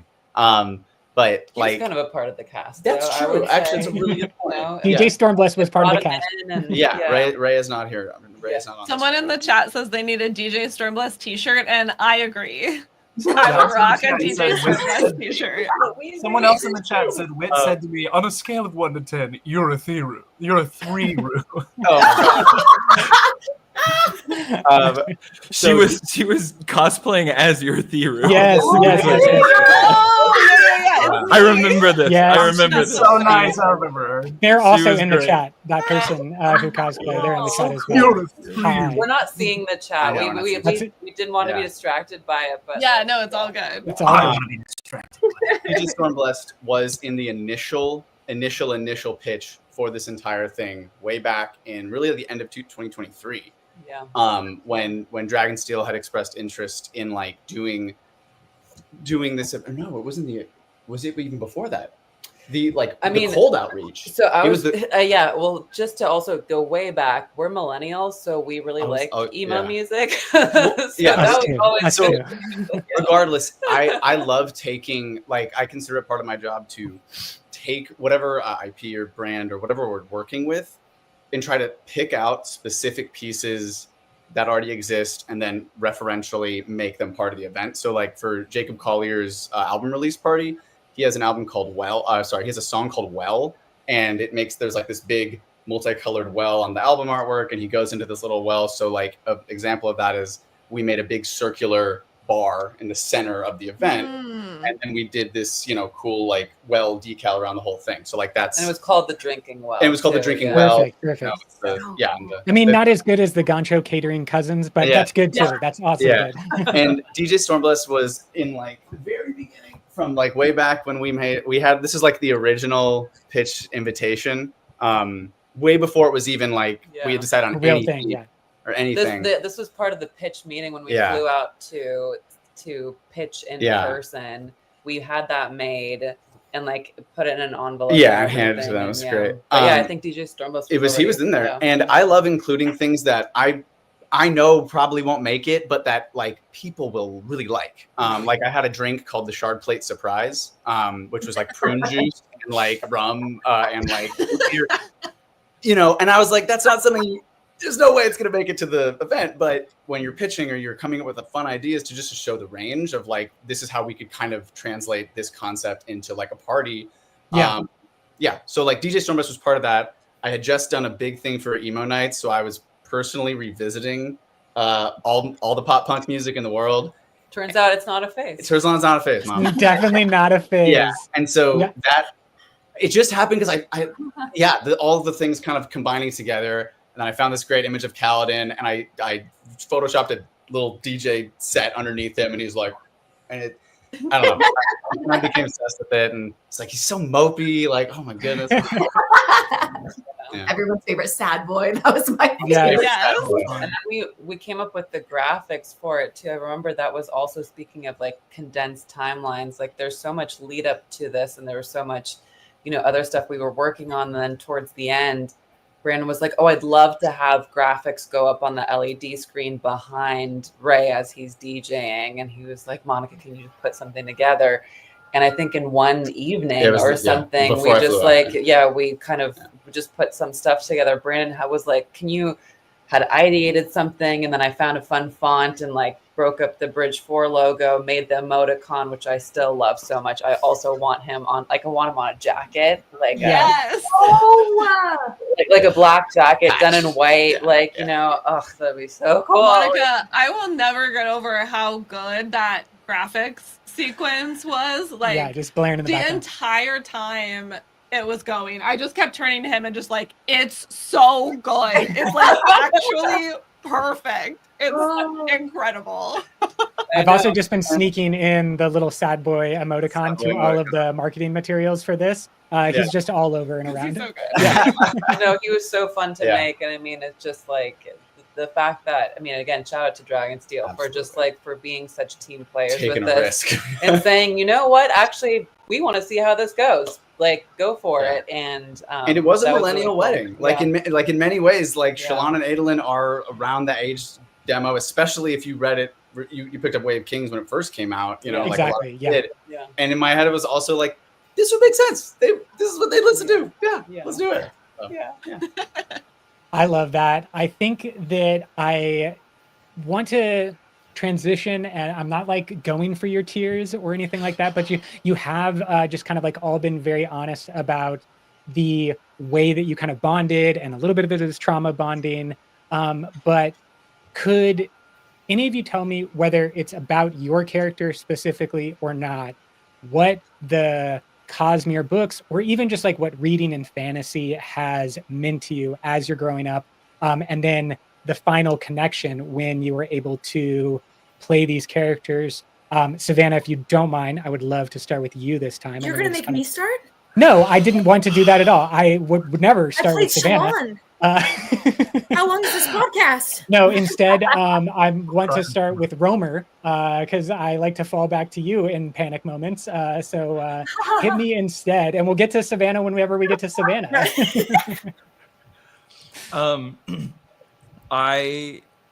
We were a Lord of the Rings family. Like Yes. that was like our thing. I can't watch the movies with my friends because I like have the whole thing memorized. I can do the movie with them in the movie. It's obnoxious.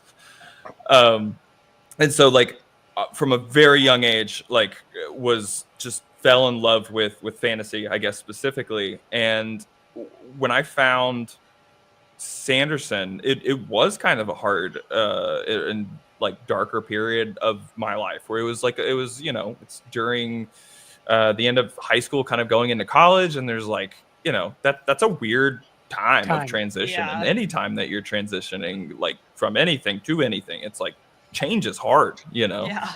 And so like in a lot of ways, walking around in the miserable heat playing Pokemon Go and listening to Michael Kramer deliver Sanderson's amazing story to me. I mean, that got me through like freshman and sophomore year of college, like without a doubt. I can't understate how much like I adore Sanderson's work, and it's like it's weird, right? Like there's a lot of authors out there who have a lot of wonderful works, and sometimes Sanderson gets flack because like people are like, yeah, his fans, they only read his stuff, like they don't branch out, they don't read anything else.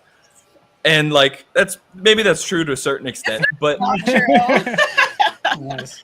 Not at the a same cult. time, yeah, I think it's like he understands people, and like no matter what book you're reading, no matter which characters you're reading, like he's got this way of portraying the human experience through these characters that just makes you feel so seen. You can connect with them, you understand them.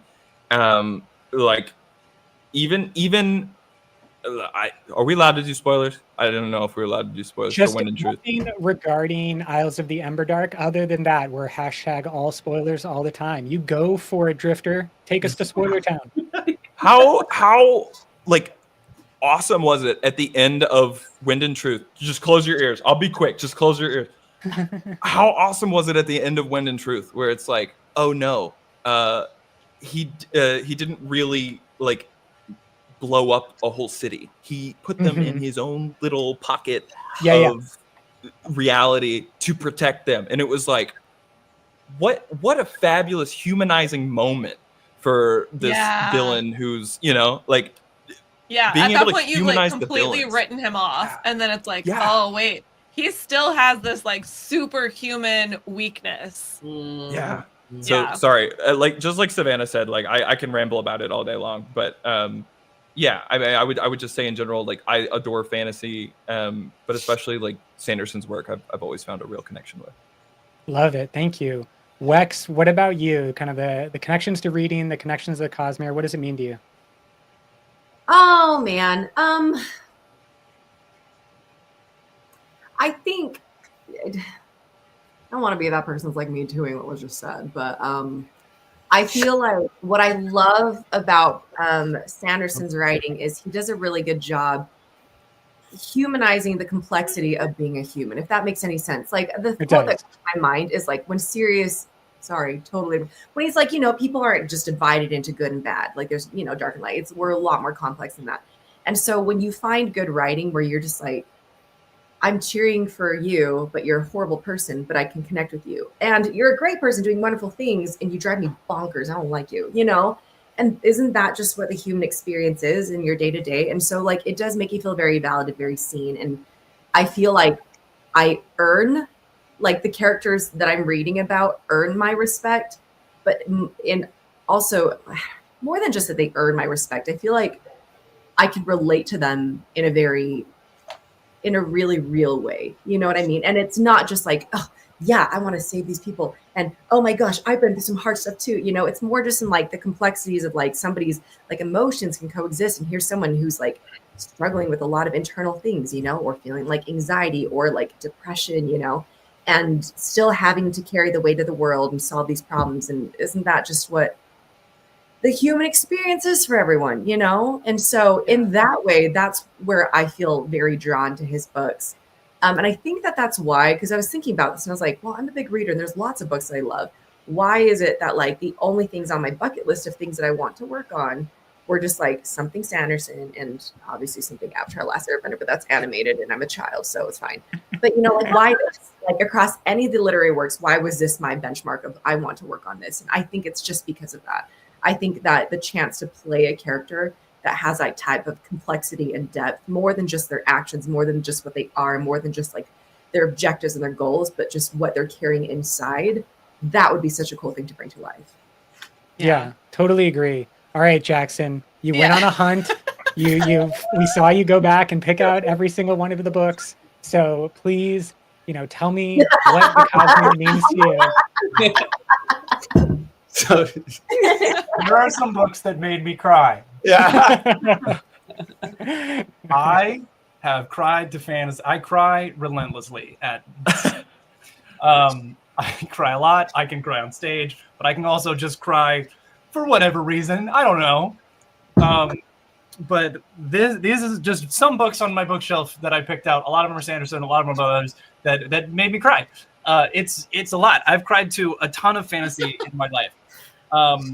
Some notable mentions in my childhood: The Last Olympian made me cry a lot. Legends and Lattes made me cry because of found family stuff. The Lost Metal probably made me cry more than most other Sanderson books. And then several books in the Cradle series right here made me cry by Will White. I have been so emotionally attached to so many characters, one of them being Adolin in my career as a reader. And a big part of that has been just relating to the human experience. That's just, it's so deep, so connecting, storytelling, especially fantasy. Trevor Noah had a really good quote on a podcast that he did, talking about why he loves fantasy so much. They were like, you're like a political commentator. Why do you read fantasies? Like, why don't you read nonfiction stuff? And he was like, okay. He said, I had this conversation with a friend a lot, that fantasy in many ways is the most pure form of storytelling, because if you read fiction or if you read nonfiction, the moment something that happens in the world that you don't relate to or like is slightly inaccurate, it pulls you out of it. You nitpick, you pull things apart because it's like, you don't understand the culture, you don't understand this, maybe that's inaccurate, whatever. You can Google it and prove it wrong. He said in fantasy, you are put directly in, because it's not your world. It's the author's creation. You are put directly into the story of the characters. And there is, as long as it's well written, there is nothing that can pull you out, because it's all suspension of disbelief with the world and the characters and everything. And you are put just into the mind of someone experiencing this world for the first time, that person being you in this case.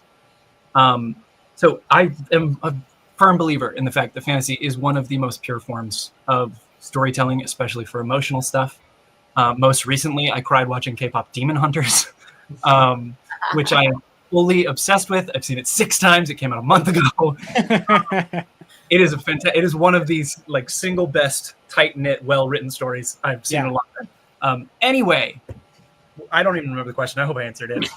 Yeah, you did. You smashed it. Exactly. Much like Adolin, like you just like found your way in a very natural setting and just kind of like blended it perfectly into everything. So thank you. Yes. And Cathy, you talk so much about like your journey and that like hesitation or that fear that you had when you were acting early on, and then you had kids, and after you have kids, like there's that fear kind of evaporates a little bit. But yeah, explain a little bit just about the Cosmere and how it impacts you. You said your children were like into the stories as much as you, so I'd love to like understand that connection when you're sharing something like with your family members and your friends and all of that. Yeah, first of all, my Lightweaver side loves to spend time in make-believe. I am a fantasizer. I love to imagine how things could be and what things would be, and not like from a place of regret or anything like that, but just, I don't know, I love to create in my mind. So fantasy books kind of help fulfill that for me, I guess. But the edge dancer side of me loves people. I love people, and I love to learn their stories. And so over and above the Cosmere and fantasy and all of that, I love books that help me get into, just like everybody was saying, the complexities of human nature. I love looking for the good in everything that I read. And I love authors who make me think philosophically, like meanings, and what would I do if I was in this situation, and did they do right or did they do wrong, and if they did what I think is wrong, was there a good reason for it? I love that kind of stuff. I don't think anybody mentioned the Lycanius trilogy. It's one of my favorites. I don't know if anyone's read that. Written by James Islington. Yes. So I believe Nice. he's a student of Sanderson's. Love books that like pull me in and make me think about my own beliefs and wonder if I could see things from a different perspective. And so, I love pretending to be a philosopher. And so that's one of the things I love about the Cosmere. My kids introduced it to me. I introduced my kids, I hope, into a love of reading. I homeschooled my kids for a lot of years. So we spent a lot of time in books, and and so they kind of share that same thing. Like, we can find books that make us think about meanings of life and meanings of people and what they're thinking, then we get really excited about that. And Sanderson definitely does that for me. And all of his books that I've read a lot. I love him as an author. I think he's amazing. I thought when I was reading, I think it was Elantris, I was like, I would love to sit down with Brandon Sanderson and just pick his brain philosophically, just to be like, there's so many great themes to explore in that book. I hope he writes more with that series. But yeah, I love them all. So did I answer a question? Awesome. Of course, thank yeah, you for sharing. 100%. Thank you, Cathy. And then Savannah, you're now going to bring us home. You're the Okay. If closer. she wants to. Okay, I'm really gonna, like, everyone's talking and I'm like, as long as I don't look at Jackson Dickert, I'll be able to like produce words out of my mouth. You're also Go away. No. on this screen. Shallan Davar is a lot of different help. She is something different to everyone. And to some people, she is a arrogant, rude teenage brat who got too much screen time for 3 books. And to some other people, she is what it is to be an artist. And I think that she means a lot to me because growing up in theater and in the industry, you learn to hide behind faces and to hide behind these people that you create in your head that you project out to the world. And so to read Shallan was uncomfortable. Like, to read Shallan was really hard because I saw myself in her. I saw a young woman completely driven and constantly working so hard, and who is doing her best to give as much insight into the world as she can through her art, and inside she is breaking. And I think the most emotional part for me was feeling like, you know, you take all these different things you've gone through and all these different parts of yourself that you're ashamed of, and you shove them into other people.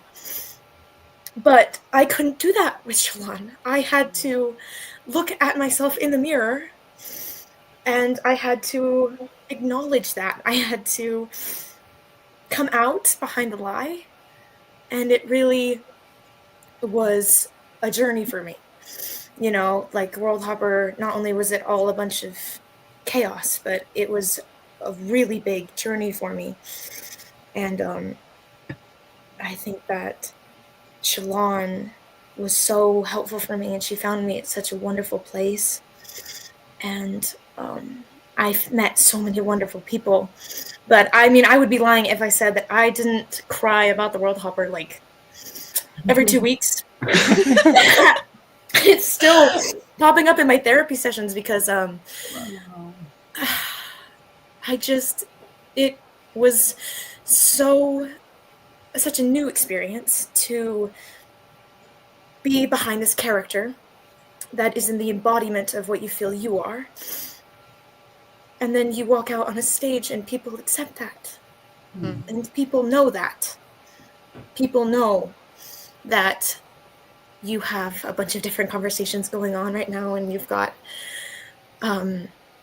different facets of art that you're trying to pull together, and you felt accepted. So I feel like through Shallan, I was able to feel like I created, or I felt like I belonged in a community, and that people, despite the broken mirror and all the different shards of me, loved all of me and saw me through Shallan. But also, I feel like for the first time, someone saw me. They saw Savannah. They saw my story. I'm so used to being the artist, but never really the art. And being the one who tells stories, but never really being the story. So to be in an environment where, for once, you can't hide. You have to take the masks off, and you have to embrace the truths. I think that was very impactful for me. And I think that Shallan Davar is just someone that I understood from day one when I was rereading those books for this. And I saw her, and I knew that I just wanted to make one other Shallan out there feel like she was enough. So.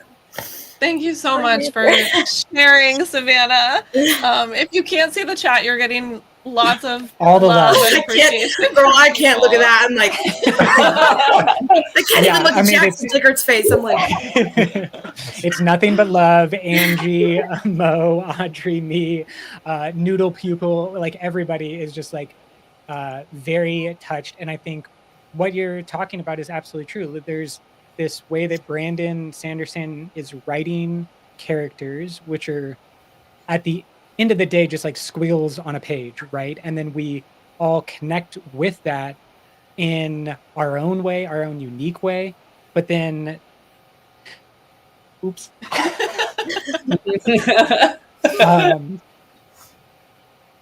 And then that helps us connect with other people, right? And it's when Paladin and Shallan are down in the chasms, and he's like, nobody gets me. I'm sad boy Paladin. You can't possibly understand how difficult my life has been. I was a slave and everything was terrible, which it was, and it was really bad. And it's also a thing that can be reflected in other people's experiences, and he has that connection with Shallan in that moment, and it's like that. I think was felt at the Worldhopper Ball in ways that it may not be felt when we all eventually get that movie or that TV series. Like that's the goal of movies and television, to help form those connections. But it's much different when the person is standing in front of you and you're, you're watching them dance, you're watching them smile, like Wex said, you're like seeing the tears in her eyes, but like the physical presence is there. And that is what was so magical about the Worldhopper Ball, is it was transporting everyone and like helping us all be part of this group experience in a really terrific way. And so thank you all for your openness. Thank you for your efforts. Thank you for the chaos. Thanks for the creations. I want to respect everybody's time. I could obviously do this forever. And I love talking about the Cosmere. I love what it has brought to our lives, and so many other people's lives as well. And it's just wonderful to feel your passion and feel the connections that all of you have made. So I'm gonna do a thing where I set up the end of this, but we can hang out as long as y'all want to hang out. But I want to first toss it over to my partner. Is there anything that you want to say or kind of like want to help us conclude with? Oh, I mean, just thanks. If I say too much, like I am also gonna cry. Like I just think about the Worldhopper Ball and I start crying. Because it was such an incredibly special experience that all of your hard work and your passion and your openness and dedication gave to so many people. Just such a gift, like to every single person who came to the ball individually, and then also an incredible gift to a community of people that I think really like bound us together like even more deeply. So thank you for that. Thank you for being here and like taking time out of your weekend to talk to us and to share with us. I'm so appreciative of that. And then I would just love to like give space if anybody wants to like promo your stuff, tell the folks in the chat like where they can see you if you're performing locally, or shows you have, videos you have, YouTube channels, like whatever it is. I want to give you space to shout yourself out and give yourself a little time to shine.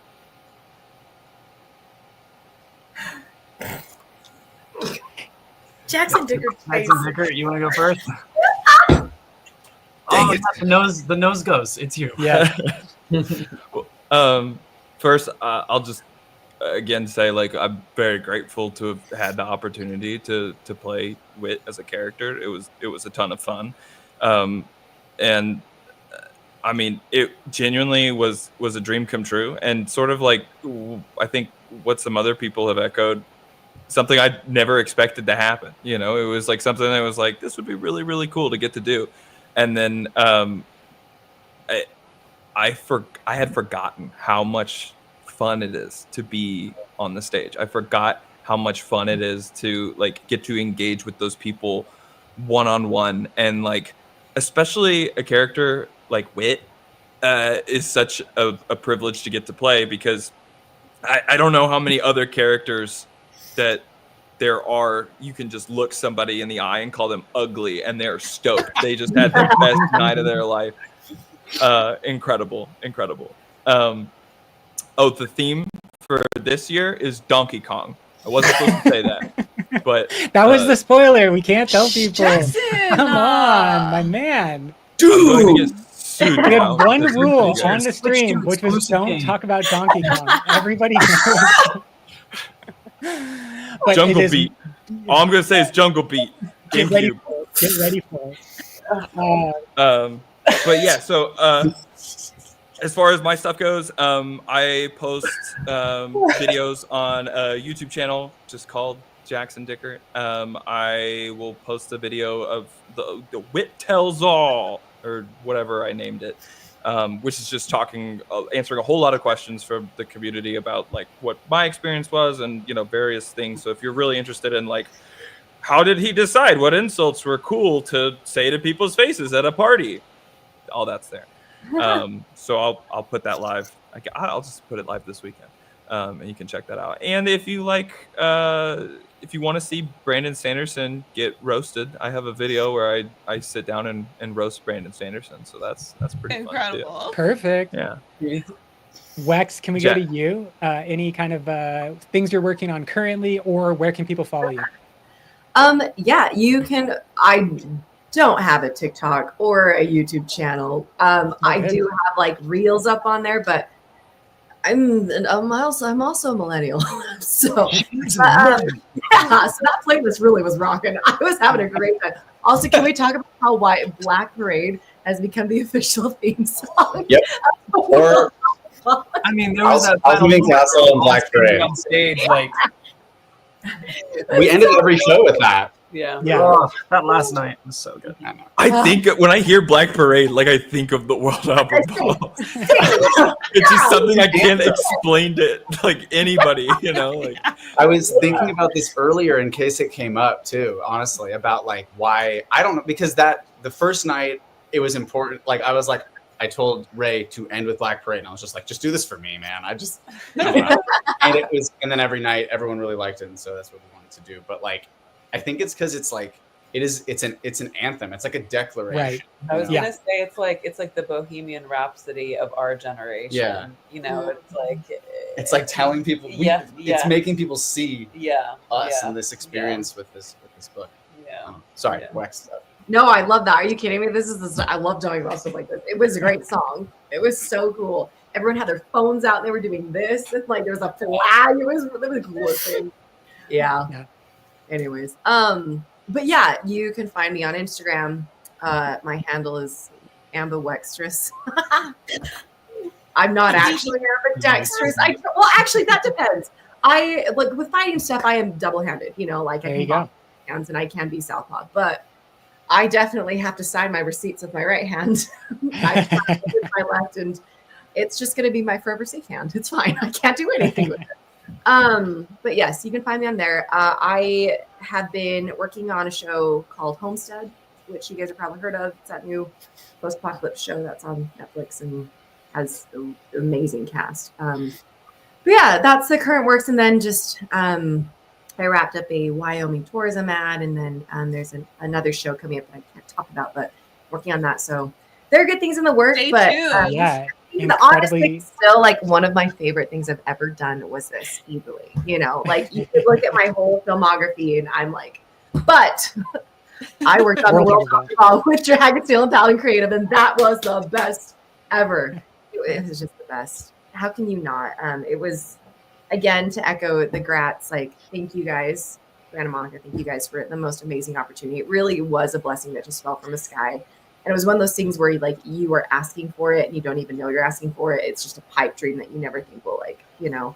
And then it happens, you meet wonderful, talented creatives that like change your life and inspire you daily. And it's just the coolest thing. And then I had this thought, Brooke, while you were talking, where it was like, it was more than just a gift to people individually.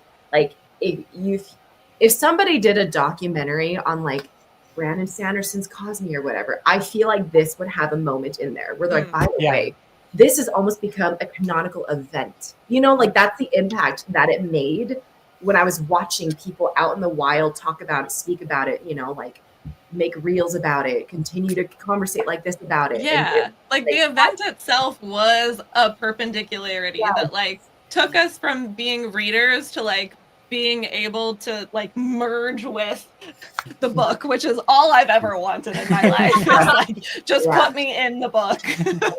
Which is why I think that Brandon is a bondsmith. Like, you know, 100 perpendicularity. Yeah. Sorry, I apologize. No, that's what I was going to say. I was literally, you can't tell what I'm pointing at. I keep forgetting, but this is what I was pointing at Brandon, where I was just like, the brainchild and the courage, you know, to do all of this and to bring it to life. And then you guys as a creative team blow my mind. It was just the coolest thing. Like, thank you for making Roshar come to life and for letting me be a part of it.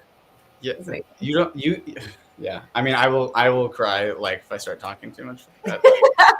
Well, before we cry with you, Brandon, I want to toss it over to Cathy so that she can plug anything you're doing, Instagram, like any of the social sites you'd like people to follow you on. I am really bad at technology. I do have a Facebook page if you want to see pictures of my grandkids. Cathy Wilkinford. I have an Instagram account that I never post on because I can't figure out how to actually do that. I think sorry. Cathy Ford Music. I have a webpage if you want to check out my tunes. I've written and produced several albums. But mainly, I just want to say thank you so much for the privilege and honor it has been to be a part of this. It was a really special event. Brandon and Monika, it was just a thrilling experience to be able to be a part of the magic of creating Roshar. I'm really grateful that I was able to be a part of it, and to all of the cast and crew that worked on it. you guys, I love you. You're special. You have a special place in my heart. It was a magical few days together, and yeah, I'm really grateful to be a part of it. Other than that, getting ready to start school again. I teach school. The timing of this event was really, it's just really pivotal for me. And my husband's been sick, fighting brain cancer. There's a lot of things going on in my personal life, and this just was a magical blessing to be able to escape, be a part of this beautiful fantasy, and to join forces with all of you to create something beautiful. So thank you. Thank you. Thank you, Cathy. Savannah, where can the people find you? Where can they follow you? You can find me at official Savannah Carrasco on Instagram. I'll be posting some cool cosplay stuff. You can catch me at anyone who's going to the FanX Salt Lake City convention. Heard a little rumor that my cool Shallan cosplay will be making her debut there. So that's super fun. And I haven't actually announced this publicly, but I am booked. I booked a show. I will be reprising my role for the show that I did last year. I'll be at the Christmas Carol Hale Center Theater playing Martha Gretchen again. And I'm really excited for that. So. Fantastic. Awesome. Congrats. Nice. Thank you. And Jackson Miller, where can the people find you and follow you? I'm Jack Supertoast literally everywhere. Nobody else uses that username. I'm Jack Supertoast everywhere. I have a lot of stupid videos that I do silly voices, and I made a video with Brandon Sanderson that's on there too. That's fun. Where I just pretended like he gave me some of his powers. He teleported me to him so I could write a book. That is a big one. And then also, I was recently hired by Will White's publishing company. It's called Hidden Gnome. Once again, shout out the Cradle series. Read those books. They're very popular, so he doesn't need your help, but they are good, so read them. So I am working on my first book that will be published, hopefully near the end of the year. We'll see. That's amazing. Incredible. Yeah. He actually did get Brandon Sanderson's powers because it's pretty good. It's pretty good. Tell him it's good, Jackson. It's about it's like progression. It's like, can I say what it's about? Can I say it? Yeah, you can tell them what it's about, Jackson. It's like progression light. It's two brothers at odds. It's like Norse god themed. Yeah, in Vikings. the fantasy Yes, world. yes, yes, yes. Keep an eye out. Viking cultivation fantasy. So. Into it. I'm already in. I'm gonna say it's Love pretty it. sick. I'd Yeah. argue it's pretty sick. The working title is for the series is Runic Gods. It's a trilogy. It's all planned out. So hopefully we're gonna be good with that. So that's gonna be fun. That's Amazing. incredible. And my whole life, this has been my dream forever. So hooray for TikTok. Oh, that's huge. Yay. Incredible. We'll all be in the cast for your first show. When we do We'll a make that Runic commitment. Gods Paladin creative event. Yes. You heard it here first, people. Hopefully you'll be able to order it at Dragonsteel this year. Hopefully. Yeah. Oh gosh, that'd be awesome. Paladin Creative, do you guys have anything in the works that you want the people to know about? Tell them about that. Don't Nothing at all. No, nothing's happening. Absolutely nothing. Okay. Mhm. Nothing. No work. We'll just ignore you. You can follow us on At Paladin at Creative. Paladin Creative. Yeah. But keep your eyes out to the YouTubes and the socials. Yeah. There might be some cool information. And And then then I'll I'm just just eyeballs in the chat. You need to. Everyone's like, Yeah.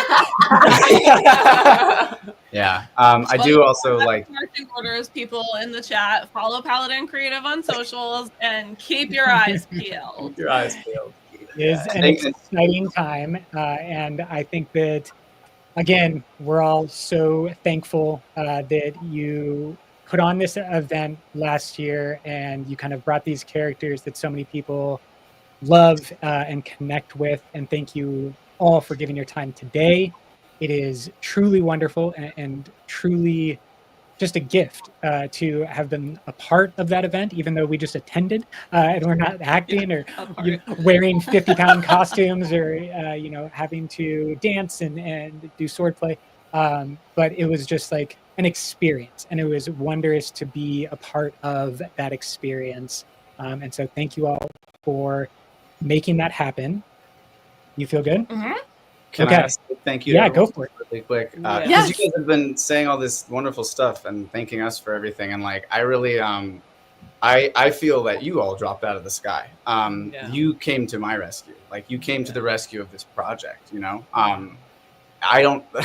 I didn't. It's funny just because you guys were like, "Oh, I dropped out of the sky," or the message kind of appeared in your inbox or anything like that. But like in my eyes, that's all you guys for me. And I just want to share with you all that like I remember like when you were all in character for the first time and like looking in your eyes and having this feeling of like I could see at the heart of each of you and the character you're playing. Like Cathy, you know, you are worthy, right? Navani, and she says I'm not worthy, but she is, and I could see that with you. You know, Wex with Jasnah, it's like I will never be hurt again. I'll never be vulnerable again, right? That's kind of one of her things. And like I saw that steely exterior with you and your ability to cut through that. You embodied that. Savannah, you are the girl who looked up. I think we all know that.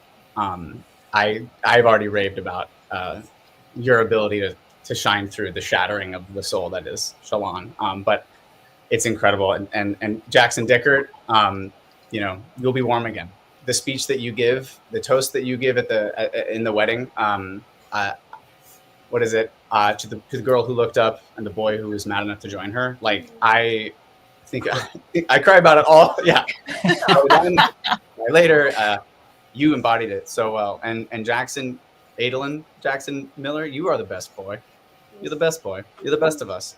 And that's Adolin. Just like your smile, if I ever felt down or like it was a hard day because whatever went wrong with some shipment or some loading thing, and I just see you in the production office and I'd be like, he's gonna be fine.